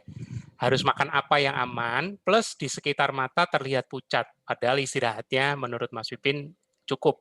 Solusinya bagaimana? Solusinya, kalau dia masih baru sebulan awal adaptasi, malah aku bilang perbanyak tidur dulu aja. Nggak usah buru-buru langsung. Jadi kalau baru mulai KF itu masih adaptasi, nggak usah buru-buru langsung olahraga kencang-kencang, nggak usah. Ya aktif fisik perlu, tapi kalau memang masih susah adaptasinya, banyakin tidur aja aku bilang. Di awal adaptasi awal. Ya, jadi lebih cepat fitnya, lebih cepat freshnya, nggak ada masalah sembelit apa-apa gitu. Kalau awal mulai itu kan biasanya kan dari biasa pakai glukosa pindah ke bahan bakar lemak itu kan memang kita kan mengadaptasikan sistem stres kita dulu. Nah, biasanya kalau yang ada metabolic issue itu aku bilang malah banyakin tidur di awal adaptasi. Kalau perlu baru mulai KF, tidurnya lebih cepat dulu malah. Bukannya walaupun aku kasih batasan, misalnya aku kasih batasan jangan lebih dari jam 10 tidurnya. Kalau pas mulai KF, baru mau KF, baru mau transisi. Gimana ya supaya transisi saya smooth? Abis isya tidur. Kalau perlu abis buka, jam 12-nya, tidur lagi sampai asar. Gitu terus di seminggu pertama kalau perlu. Nanti kalau udah mulai fit, baru mulai. Nggak perlu tidur siang.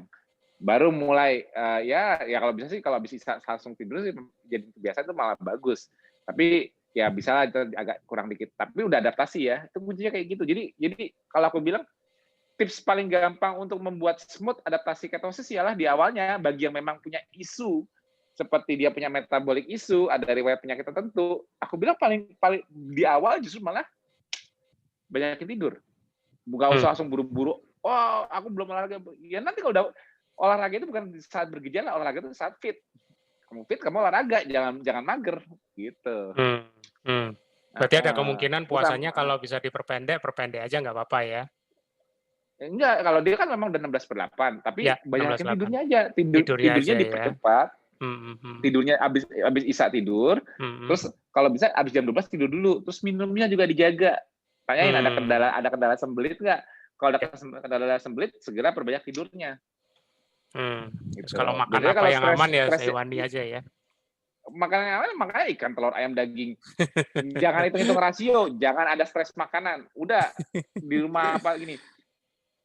Misalnya makanan nggak tahu bikin sendiri apa ke warteg cari aja apa ikan goreng ambil, ada ayam goreng ambil, ada tepungnya nggak? Kalau tepung nggak bisa, nggak ditepungin bisa. Yang kuahnya manis nggak? Manis, ya udah nggak bisa. Tapi nggak ada yang lainnya, ya udah deh ambil lauknya aja, kuahnya nggak pakai. Dia gimana caranya supaya diperes-peres sedikit, dibuang-buang kuahnya udah. Kalau udah kepepet, udah. Simplicity-nya, cari simplicity-nya menjalani gaya hidup. Lihat nih, orang yang Mas Tio itu gimana sih kalau makan, kalau makan tuh kayak apa sih Mas Tio setiap hari gitu loh. Kalau aku makan setiap hari berdasarkan menu mertua. Mama masak apa? Tuh, Mama lagi masak apa? Gulai kepala ikan misalnya. Yaudah, makan. Nah, Mama masak apa, Ma? Oh, Mama lagi masak itu ayam apa gitu misalnya. Iya biasanya ayam kuning. Ya, oke, makan. Asam pade, makan. Apa? Rendang, makan.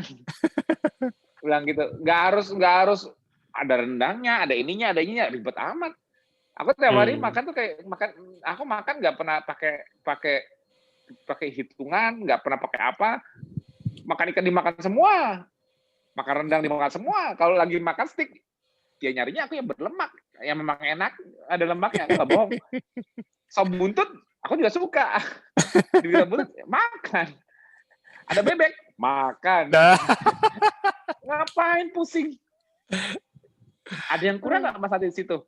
Nggak tahu, tapi aku makan kenyang, enak, tidur, selesai. Nggak pusing kan? Gitu loh. Aku aja Oke. nggak ribet loh. Nggak harus makannya lengkap dulu baru makan. Enggak. Ya aku sih ya paling kalau memang Mama masak ini ada ikan, terus ada udangnya, ya biasanya udang dipedesin, campur ya. Nah, ya namanya dimasakin mertua kan gratisan, ya udah kita ambil aja. Gratisan. Ya kalau Masa aku udah makan di gratisan Padang, ngatur ya Mas ya? iya.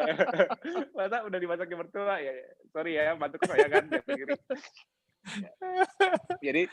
Jadi dan mertua kan orang Padang, jadi memang dia seneng kalau lihat anaknya pada makan gitu loh.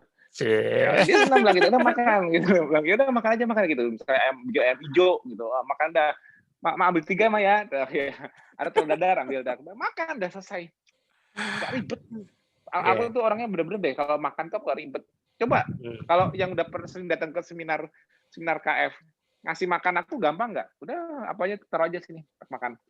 Yang penting melakukan gitu loh, nggak ada spesifikasi khusus yang aku harus makan. Aku harus makannya ini terus atau ini terus harus ada ini lengkap enggak. Aku mau mempersimpelkan gaya hidupku. Mas itu nggak ditambahin, misalnya gini, Mas itu nggak dibanyakin itu Mas apa santannya apanya biar lebih berlemak. Ya ntar malah enak lagi. Udah kayak biasa aja. Jadi sebetulnya gini loh. Pola makan di KF itu jangan dibikin ribet. Sebelum KF, kalian makan apa? Sebelum KF deh, sebelum tahu semua diet makan apa? Oh, saya makan nasi, makan ayam goreng 1 misalnya. Makan ayam goreng 1 sama telur 1, nasi sama sayur kayak apa gitu dah. Terus pada saat industri ngapain? Ya udah, ayam goreng sama telur aja juga nggak apa-apa kok. Dulu kamu bedanya kan cuma pakai nasi doang. Terus kalau nggak ada nasinya cuma ayam goreng sama telur, jadi kurang gitu, ada nutrisi yang kurang, nggak ada. Makan aja. Ngerti nggak maksudku? Oh kalau nggak ada nasi, jadi nggak cuma boleh telur sama ayam goreng, mesti tambahin lainnya lagi. Ya nggak juga. Ngerti nggak maksudnya? Ya tambahin lainnya lagi, tambahin ayamnya kalau masih lapar. Tambahin telurnya. Selesai. Emang mau ngapain? Itu nggak ada yang kurang Mas. Rasio. Rasio apa? Pastiin nggak ada karbonnya, selesai. Terus mau ngapain? Gitu loh. Jadi hilangkan semua ketakutan. Aku kalau mau makan di restoran mana, ya nggak usah nanya-nanya itunya. Tapi kalau memang kita udah tahu, ya ini di warteg ya pasti ada gulanya, ya udah beli aja ayam goreng. Dah. Kalau ayam goreng beli aja sama telur ceplok atau dadar, selesai. Dah. Nggak usah nanya, Mas telur ceplok dikasih gula nggak? Ketahuan kita, Mas nggak pernah masak ya? Kita, Mas itu ayam goreng dikasih gula nggak? Ngapa itu kan ayam goreng kering Mas? Oh. Ya kalau kita mau nanya yang berkuah, ya memang benar, mungkin kuahnya dikasih gula. Tapi kalau nggak mau menyinggung, ya udah. Kalau ragu, udah ambil. Ya udah ayamnya, ayam semur ayamnya, misalnya ayam kuah gitu kuning. Ini di warteg, biasanya dikasih gula, ya udah ambil ayamnya aja deh, karena nggak ada ayam goreng misalnya. Ambil dah, ditirisin. Ya kita nggak usah menyinggung yang masaknya, ambil tisu, dah. Dimakan, nggak terlalu manis, dah makan selesai. Selesai. Nggak ada itu, nggak ada telur dadar, adanya telur bulat, udah dicelup kuahnya, ya udah itu nggak apa-apa deh. Set makan. Nggak pusing kan? Jangan ada ketakutan sama makanan. Yang penting kamu makan, lapar, kenyang. Masih lapar lagi, makan lagi di jendela makan. Bisa makan berkali-kali kok di jendela makan. Ada yang ngechat kalau di warteg ayam apa yang dimasak itu dibilas teh. Ntar malah diperhatiin orang lagi. Percaya deh, aku kalau kemana-mana selama ya aku kan udah hampir 12 tahun nih. Percaya deh, aku tuh orangnya paling simpel. Karena prinsipku cuma satu, hindari karbo, selesai. Aku nggak mau merumitkan diriku sendiri. Kalau misalnya makan di luar, kayak waktu itu makan sama Mas Piprim, makan sama Dokter Piprim, waktu itu kan sama itu pada kita sate ya, kebetulan makan di luar ya sekalian yang enak lah. Satenya mintanya ada lemaknya. Ya kalau sate waktu itu sate dibakar doang misalnya kayak gitu. Ya kalau makan di luar nih ya kita makan steak ya sekali-kali ya itu cari yang enak lah ya pasti yang ada gede-gede ada lemak. Tapi kalau misalnya itu kita nggak harus, aduh nih aku makan ini kayaknya selalu ikan doang nih, rasionya harus sekian, jadi aku harus nambahin lemaknya. Entar dulu, jangan makan dulu ya. Cari lemak dari mana ya? Kelamaan nggak makan nanti kalau makan aja. Itu pesan dariku. Jalanin KF, jalanin KF. Jalanin KF itu mudah. Nih ya, jalanin KF itu sangat mudah. Mas, aku mau ikut KF. Oke, kamu sebelum KF kamu makan apa? Saya masih makan nasi, lauk dan sebagainya. Oke. Sekarang aku cuma minta satu, makan lauknya aja. Tapi dari dulu aku lauknya nggak berlemak loh. Aku lauknya cuma makan telur sama ikan. Dari sebelum KF, Mas. Aku malah geli sama lemak-lemaknya. Ya udah, makan telur dan ikannya. Kalau nggak ada nasinya, berarti saya nggak kenyang dong. Ya, tambahin telur dan ikannya. Apa susahnya? Gitu. Jadi saya nggak kekurangan sesuatu. Lah, kamu dulu waktu masih makan nasi, telur dan ikan doang itu, kamu merasa kekurangan sesuatu nggak? Bergejala apa? Ya enggak sih, gemuk doang. Oh ya udah. Kalau nasinya dihilangin kamu jadi kurus, gimana? Ya juga sih. Ya juga sih. Apa yang kamu dulu kan sebelum KF aja udah makan nasi, telur, ikan doang udah. Misalnya. Terus kan setelah KF aku cuma suruh nyingkirin telur, nasinya doang. Gak ada karbonnya kan? Telur ikan sumber hewani juga. Iya. Saya nggak perlu tuh Mas ngikutin yang teman-teman di grup, misalnya ada yang nambahin ini, makan ini. Enggak. Nanti saya bisa ketosis nggak? Bisa ketosis. Saat ketosis itu cuma nggak masuk nasinya doang. Saya nggak kebanyakan protein? Enggak. Nggak kekurangan lemak? Enggak. Simpel banget kan ya? Simpel banget dong. Mbak Vena senyum-senyum kayaknya sering ditanya begitu juga. jadi ngajarin orang KF itu enggak. Jadi ngajarin orang KF gini. Kok kamu kok makan? Misalnya gini, kita sama teman kita lagi makan. Ini aku jarang ngomong makanan, akhirnya aku ngomong makanan sekarang. Misalnya kita lagi makan sama teman kita berdua gini. Kok lu nggak pernah makan itu sih nasi? Misalnya kita makannya memang kayak aku nih, misalnya aku kalau ke Padang, yang namanya ke Padang ya sekalian ngeluarin duit cari yang enak. Ya aku biasanya nyarinya jujur ya, kalau mau jujur ya. Aku milihnya ya pasti ngambil rendang, cincang, ya. Kalau telur dadar Padang aku agak ragu, kecuali Padang beneran. Soalnya biasanya campur tepung, jadi aku biasanya udah ambil telur, bukan telur. Kalau ada telur bulat, kalau telur bulat pedas masih oke. Kalau bulat pedas ya, terus ya biasanya sih memang aku nyarinya ikan-ikanan. Biasanya aku nyari ikan bakar Padang. Terus sama rendang, kasih cincang, kuahnya dah. Enak. Terus misalnya ada teman makan sama aku. Lu makannya serem banget sih. Kalau gue cuma berani makan telur sama ikan goreng doang, nggak berani tuh pakai ada cincangnya gini. Bahaya lu makan. Misalnya aku digituin, aku bilang, mau KF kayak gue. Mau tapi nggak mau makannya kayak lo. Ya nggak apa-apa. Makannya tetap kayak punyamu di piringmu, cuman nasinya itu dipinggirin. Yang kamu makan apa? Ini ada telur bulat sama ikan doang, tapi nggak ada lemaknya. Ya biarin aja. Kalau nasi dipinggirin, saya masih lapar. Pesenin lagi nih. Tambahin tuh ikannya tambahin lagi. Telur tambah lagi. Nggak usah tambahin lemak-lemak kayak gini. Aku suka cincang. Aku suka rendang. Ya memang gurih kok. Aku suka kok. Tapi aku nggak biasa. Ya udah nggak apa-apa. Fine. Terus bisa ketosis? Ya bisa lah. Ya bisa. Gak kurang sesuatu? Enggak. Kalau lapar lagi, makan lagi. Oke? Yeah. No more food anxiety. Enjoy your life. 12 years, I enjoy my lifestyle. Gak ada pusing-pusing. Jangan ngerepotin mertua.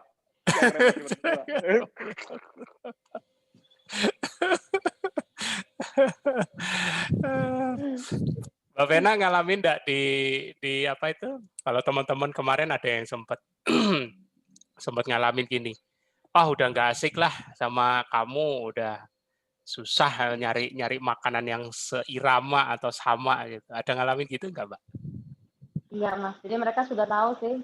Udah tahu ya. Sudah tahu. Tapi ada juga yang ngalamin kayak Mas Tio gitu. kok kamu berani sih makan kayak gitu, serem-serem mungkin Ya, Mas? ya, benar Mas, ada Oh, yang seperti itu. terus? Cuman kalau saya sih saya bilang yang saya makan sih lemaknya lemak yang baik-baik, saya bilang begitu Mas, gitu. Oh Jadi ya, nggak merasa Emang emang kaget gitu emang loh. kalau Saya kalau lemak lemak yang baik-baik Mas. emang lemak Jadi baik-baik kayak biar gimana? mereka nggak merasa kadang kalau merasa kayak makan yang kayak jeroan Mas, ekstrim menurut mereka begitu Mas, ekstrim. Wah ini gimana nih kolesterolnya pasti seperti begitu gitu loh. Ya saya bilang ya ambil yang lemak yang baik aja gitu, lemak yang sehat saya bilang gitu. Kayak telur, kemudian ikan, ayam gitu. Kalau emang nggak mau yang kayak gaji gitu ya Mas ya. Nah itu kan mereka kan takut juga ya ngelihatnya gitu loh. Gitu. Jadi menurut mereka kayak gaji gitu sepertinya apa namanya? Ya kayak bahaya gitu loh Mas, gitu loh. Akhirnya saya bilang udah makan Ya, memang kalau mereka masih makan karbo ya jangan dikasih yang gaji-gaji. Mereka juga takut kali sama aku kalau ngeliat orang makan nasi tapi gajinya dibanyakin, misalnya dia makan tunjang, rendang, terus pakainya maunya yang lemak-lemaknya tetelannya dimasukin tapi nasinya banyak, ya aku aja juga ngeri. Gila lu. Ini mah resep sakit jantung, resep diabetes kayak gitu. Aku serius, aku ngeliat orang makan nasi segini, terus nyari lidahnya enak, dikasih tetelan, dikasih lemak, dikasih itu, aku bilang, ih, makan otak, nasinya segini. Aku yang serem, aku keder, ih. Kalau nasinya segitu, mendingan pakai ikan rebus sama sayur daun singkong rebus dah, tuh aman. Kan biar nasinya dibakar, yang ini lemaknya nggak banyak. Itu yang benar. Kalau makan banyak lemaknya, jangan coba-coba tuh ada nasi segitu. Aku soalnya ngerti fisiologinya, aku udah kebayang itu lemaknya pada lari kemana tuh pas udah masuk. Nggak bakal dibakar di otot lah. Ya antara disimpan di lemak, ya kalau disimpan di lemak masih muat. Kalau nyimpannya di organ gimana? Nah itu loh yang makanya kalau lihat orang makan nasi Padang yang benar-benar sampai lemaknya banyak kayak gitu, ya memang ya jujur sih siapa sih orang yang nggak tahu enak nasi Padang di mana? Ya lemaknya lah. Coba nasi Padang kering aja jangan dikasih kuah. Yang enak itu dikasih kuah-kuahnya. Kalau perlu kerupuk kulit dihancurin disiram kuah. Dikasih lemak lagi. Emang enak. Aku nggak bohong, emang enak. Kan pernah ada nyoba nggak kerupuk kulit dikasih kuah dan itu ada lemak. Tapi kalau di sini makannya nasi dikasih tunjang, cincang, kikil apa gitu makannya lep. Aku ngeri. Sama amat. Ya lu juga makannya banyak lemak, tapi gue nggak ada nasi ya. Sorry ya, gue nggak pakai nasi. Lebih serem belum habis, baru habis setengah, lebih seremnya udah tamboci ya. Habis apa lagi? Iya. Nah lucunya gini. Aku udah pernah share jurnalnya belum ya? Akumulasi saturated fat manusia paling banyak di mana atau enggak? Di visceral fat. Yeah. Jadi bayangin orang mau diet perutnya segini. Visceral fatnya gede. Dia bilang kan dia takut lemak. Begitu kamu KF, dari kamu mulai puasa, kamu kerjanya bakar saturated fat. Kenapa? Kalau kamu nggak mau bakar saturated fat, terus perut kamu nggak mau hilang. Visceral fat kamu nggak mau hilang. Sedangkan human visceral fat itu komposisinya paling tinggi saturated fat. Jadi nggak maksudnya? Ya kalau kamu nggak makan apa-apa, kamu puasa, kamu bakarnya lemak apa? Lemak visceralmu duluan nggak? Yeah. Kalau kamu bakar lemak visceralmu duluan, kamu bakar apa? Jenis lantai lemaknya? Saturated apa unsaturated? Saturated. Makanya perut kamu jadi kempes. Nah, kamu bakar saturated fat itu, kamu ada kompetisi nggak pada saat kamu nggak makan? Nggak ada. Kan gula dihemat. Ya kan? Nggak ada kompetisi dengan gula kan? Lagi puasa, makanya visceral fatnya gampang burn-nya. Itu saat puasa. Nah, sekarang saat makan, kamu naruh saturated fat, yang komposisi sama kayak kamu visceral fat di perut, ya harus sama. kalau tadi pas puasa kamu bakar visceral fat kamu sendiri aman, supaya makan saturated fat dari visceral fatnya sapi, visceral fatnya ayam, gimana supaya aman? Bikin kondisinya sama kayak puasa apa? Nggak ada karbo kan? Nggak ada karbo. Bedanya apa? Ya kalau kamu masukin karbo dan visceral fatnya hewan ditaruh sini. Jadi kalau orang kan saturated fat itu kan takutnya kan dari lemaknya hewan. Ya. Kalau bakar lemak saturated kita sendiri katanya nggak apa-apa. Kenapa? Karena membakarnya itu pasti di kondisi puasa olahraga. Nah, betul. Kondisi puasa dan olahraga, saturated fat kita dilepas, dibakar tanpa kompetisi gula, udah pasti. Nah, gimana caranya supaya pada saat makan pun tidak ada kompetisi dengan gula setelah dimakan? Itu kan rahasianya. Emang apa? Emang apa? Yang bikin jelek apa? Ada kompetisi dengan gula. Apa? Yes. Masuknya bersama gula. Dan kira-kira lemak masuknya masih muter dari limfatik, gulanya udah masuk dari hepatic portal di liver. Insulin udah dinaikin sama gula. Tak. Kira-kira otot pakai yang mana dulu ya? Ya pakai gula dulu lah. Terus lemaknya diapain? Ya kalau saturated fat memang tetap ikut masuk, tapi ya sorry ya, mitokondrianya, jalur asetil CoA-nya, fluxnya sudah tinggi dari glukosa. Malah sudah buat malonyl CoA yang inhibit CPT1 untuk masuknya fatty acid. Ya udah lu nongkrong aja di sitoplasma, nggak usah masuk. Lagi sibuk bakar gula. Terus kalau gue nggak masuk, gue jadi apa? Ya lu jadi lipid droplet, triglycerid. Kalau lipid dropletnya nggak cukup di situ udah kepenuhan, ya lu jadi turunannya diacylglycerol ceramide. Kalau jadi diacylglycerol ceramide efeknya apa? Ya lu inhibit jalur PKA untuk insulin reseptor. Menghambat insulin. Kalau udah inhibit insulin reseptor gimana? Ya nanti kalau next-nya ada insulin masuk karena udah kebanyakan diacylglycerol dan ceramide, ya GLUT4 susah naik. Akhirnya gula nggak bisa dimasukin. Akhirnya insulinnya jadi makin banyak, gulanya juga makin banyak di luar. Hiperinsulinemia dan hiperglikemia, insulin resistan. Akibat apa? Akibat basic kompetisi tadi. Tinggi saturated fat, tapi memberikan kompetisi dengan gula. Selesai. Jadi saturated fat syaratnya bisa dimakan. Kalau kita nggak makan, puasa, bakar saturated fat sendiri. Kalau kita makan, syaratnya supaya sama dibakarnya seperti pada saat kita nggak makan apa? Jangan berikan kompetisinya. Simpel banget kan kayak gitu kan. Hukumnya simpel banget kan. Ya kalau kamu berikan kompetisinya lebih baik lemak yang lain aja yang unsaturated, polyunsaturated yang nggak terlalu cepat masuk ke dalam sel. Iya. Saturated fat cepat masuk dalam sel tapi nggak diizinin dibakar ya ditumpuk, accumulate. Yes, itu dia. Itu loh rasanya. Fisiologi lagi. Tapi kebayang kan? Bayang, lumayan. Gak tau Mbak Vena. Ayo Mbak. Kebayang nggak Mbak? Karena dia kalau lihat kan, wah ini jero. Oh ini jeroan, ini serem, gini-gini kan? Gitu. Mbak Vena punya anak nggak Mbak? Punya. Udah punya anak belum? Nah, udah. Anaknya kalau makan, ya anaknya kalau umur berapa? 8 tahun Mas.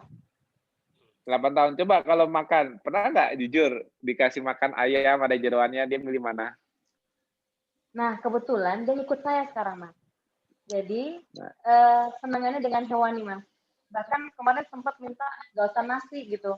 Saya bilang, jangan Mas, kamu masa pertumbuhan, saya bilang gitu. Tapi saya banyakin, Mas. Kadang dia minta, saya nggak usah pakai nasi, Bunda. Dia bilang gitu. Aduh, jangan gitu. Emaknya masih ragu. Bundanya masih anaknya udah minta.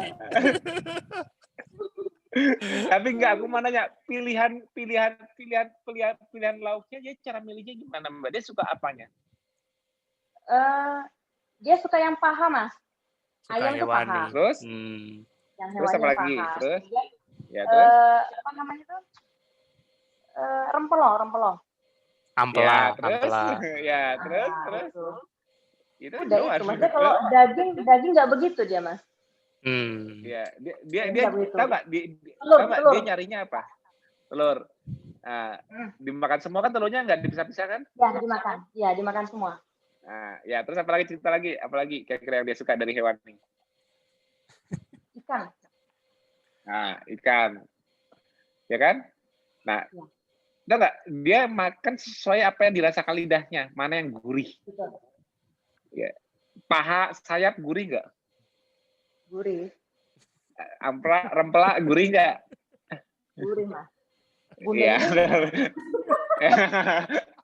makanya lidah anak itu lidah primitif. Lidah anak itu lidah primitif. Kalau lidah orang tua mungkin ya kan budanya suka.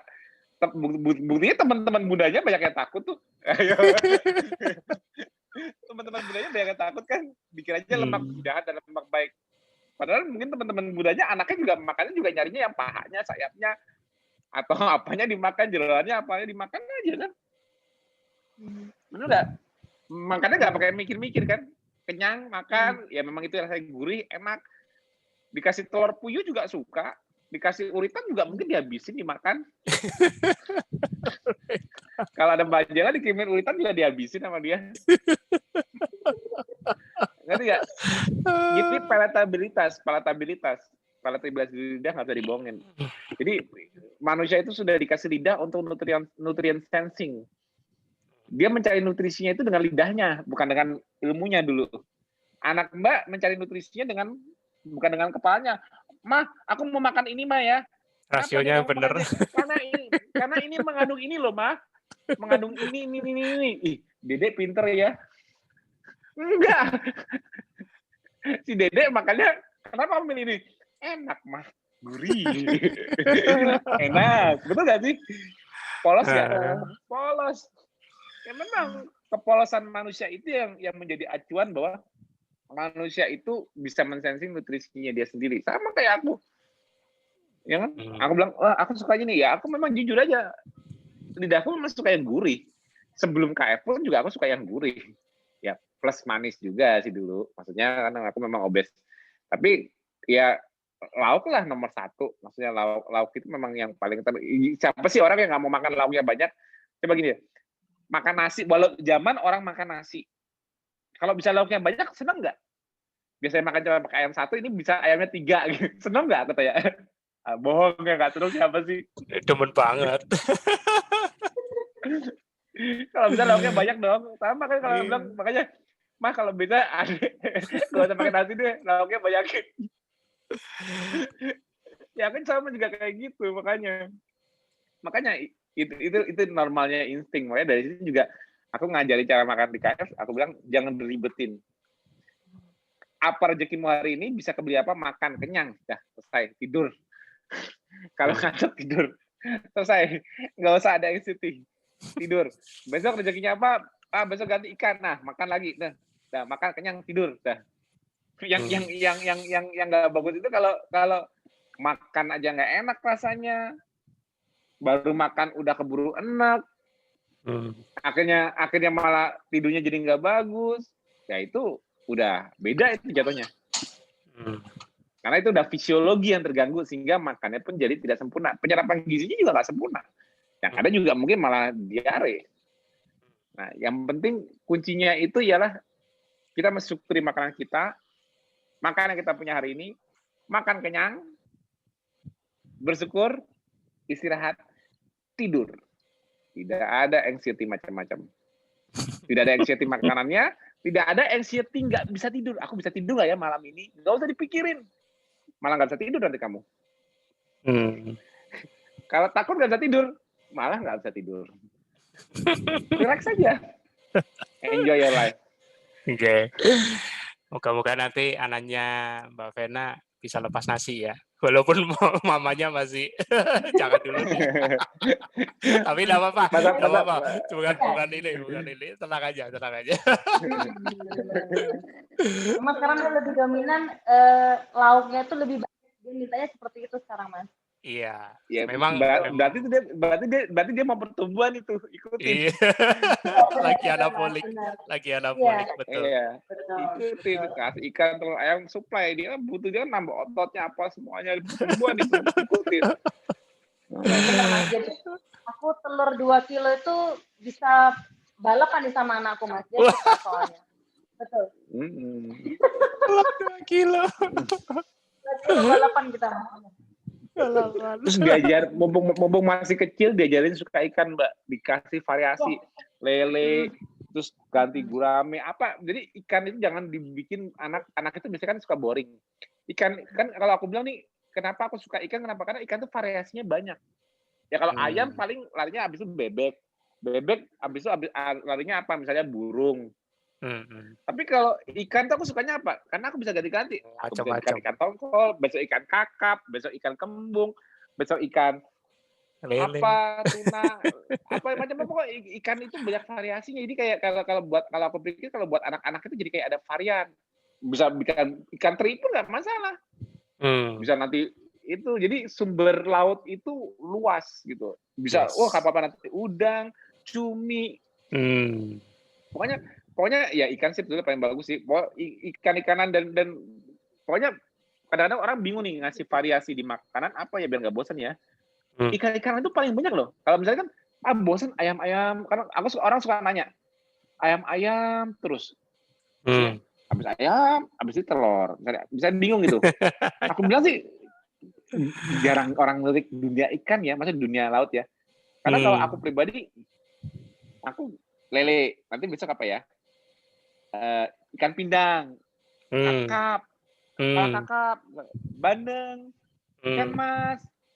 Itu dengan pergantian kayak gitu, patin. Itu juga udah merupakan varian-varian banyak loh. Dibanding kalau ayam, bebek. Paling rubah masaknya doang. Nah, coba deh, makanya saranku anak-anak itu dikasih varian menunya tuh dimainin di ikannya, gitu loh. Jadi kayak kalau biar nggak bosan, telur tetap nggak apa-apa, telur, ayam nggak apa-apa. Tapi ikan tuh kalau aku bilang kita negara maritim kayak gini, aku rasa malah aku sih nggak pernah belanja sih, yang belanja kan mertua. Kan ini menantu saya kan, jadi aku tanya ikan murah nggak sih? Aku nggak pernah ke pasar. Ikan murah kan? Ada yang murah, ada yang menengah, ada yang mahal juga. Aku nggak tahu, aku cuma tinggal makan. Ya itu. Tinggal makan. Aku tinggal makan. Ya pokoknya bagi ibu-ibu yang kebingungan menu apa yang misalnya murah meriah, ya aku coba deh. Ikan itu nggak harus ya ikan salmon, yang nyuruh beli ikan salmon siapa? Ya kalau ada sih ya bagus. Nggak harus ikan dori misalnya ya. Aku ingatnya yang mahal-mahal itu. Tapi variannya banyak ganti-ganti aja teknik masaknya, bisa ikannya digoreng pakai telur, dilumurin telur gitu loh. Aduh, tumben Mas pinter kalau makanan, tapi lapar. Enggak, maksudnya buat variasi gitu. Jadi kadang-kadang soalnya aku dapet japrian mereka bingung mau makan apa. Kok bingung, Mbak? Iya, habisnya kalau KF kayaknya makannya gitu-gitu aja, Mas. Saya bingung cuma makan telur, ikan atau makan ayam. Emang kurang variasinya, bosen Mas. Coba udah pernah makan patin belum? Belum. Udah pernah makan gurame? Ya jarang sih. Udah pernah makan ini begitu aku kasih nama-nama ikan, ya aku sih memang kebanyakan ayam sama telur sih. Makanya mungkin itu kali yang buat bosen. Coba deh lari ke dunia ikan. Besok ke pasar, itu ikannya mau ganti ikan, ganti apa gampang gitu loh. Jadi kadang-kadang orang bingung. Masa dunia animal kingdom seluas ini taunya cuma ayam? Taunya cuma telur. Padahal masih banyak. Orang bilang dunia hewani. Apa yang berenang, apa yang bergerak di atas bumi, itu semua bisa dimakan. Itu semua low carb, nggak karbohidrat. Intinya semua yang kaki 4 bisa dimakan asal bukan meja kursi. Gitu loh. Serah deh, maksudnya luas loh. Ya mungkin kalau kita nyari daging kijang kan juga susah. Nah kalau di hutan kan mungkin variannya banyak, tapi kalau di sini kan kalau di hutan orang makan kijang, kita di sini ada nggak ya daging kijang? Ya enggak, kita kan mentoknya di sapi. Iya. Karena kan sapinya kan udah diantar di pasar. Sapi, kambing, paling gitu. Kambing paling itu doang. Jadi mungkin jadi bosen ya sapi, kambing, aduh bosen.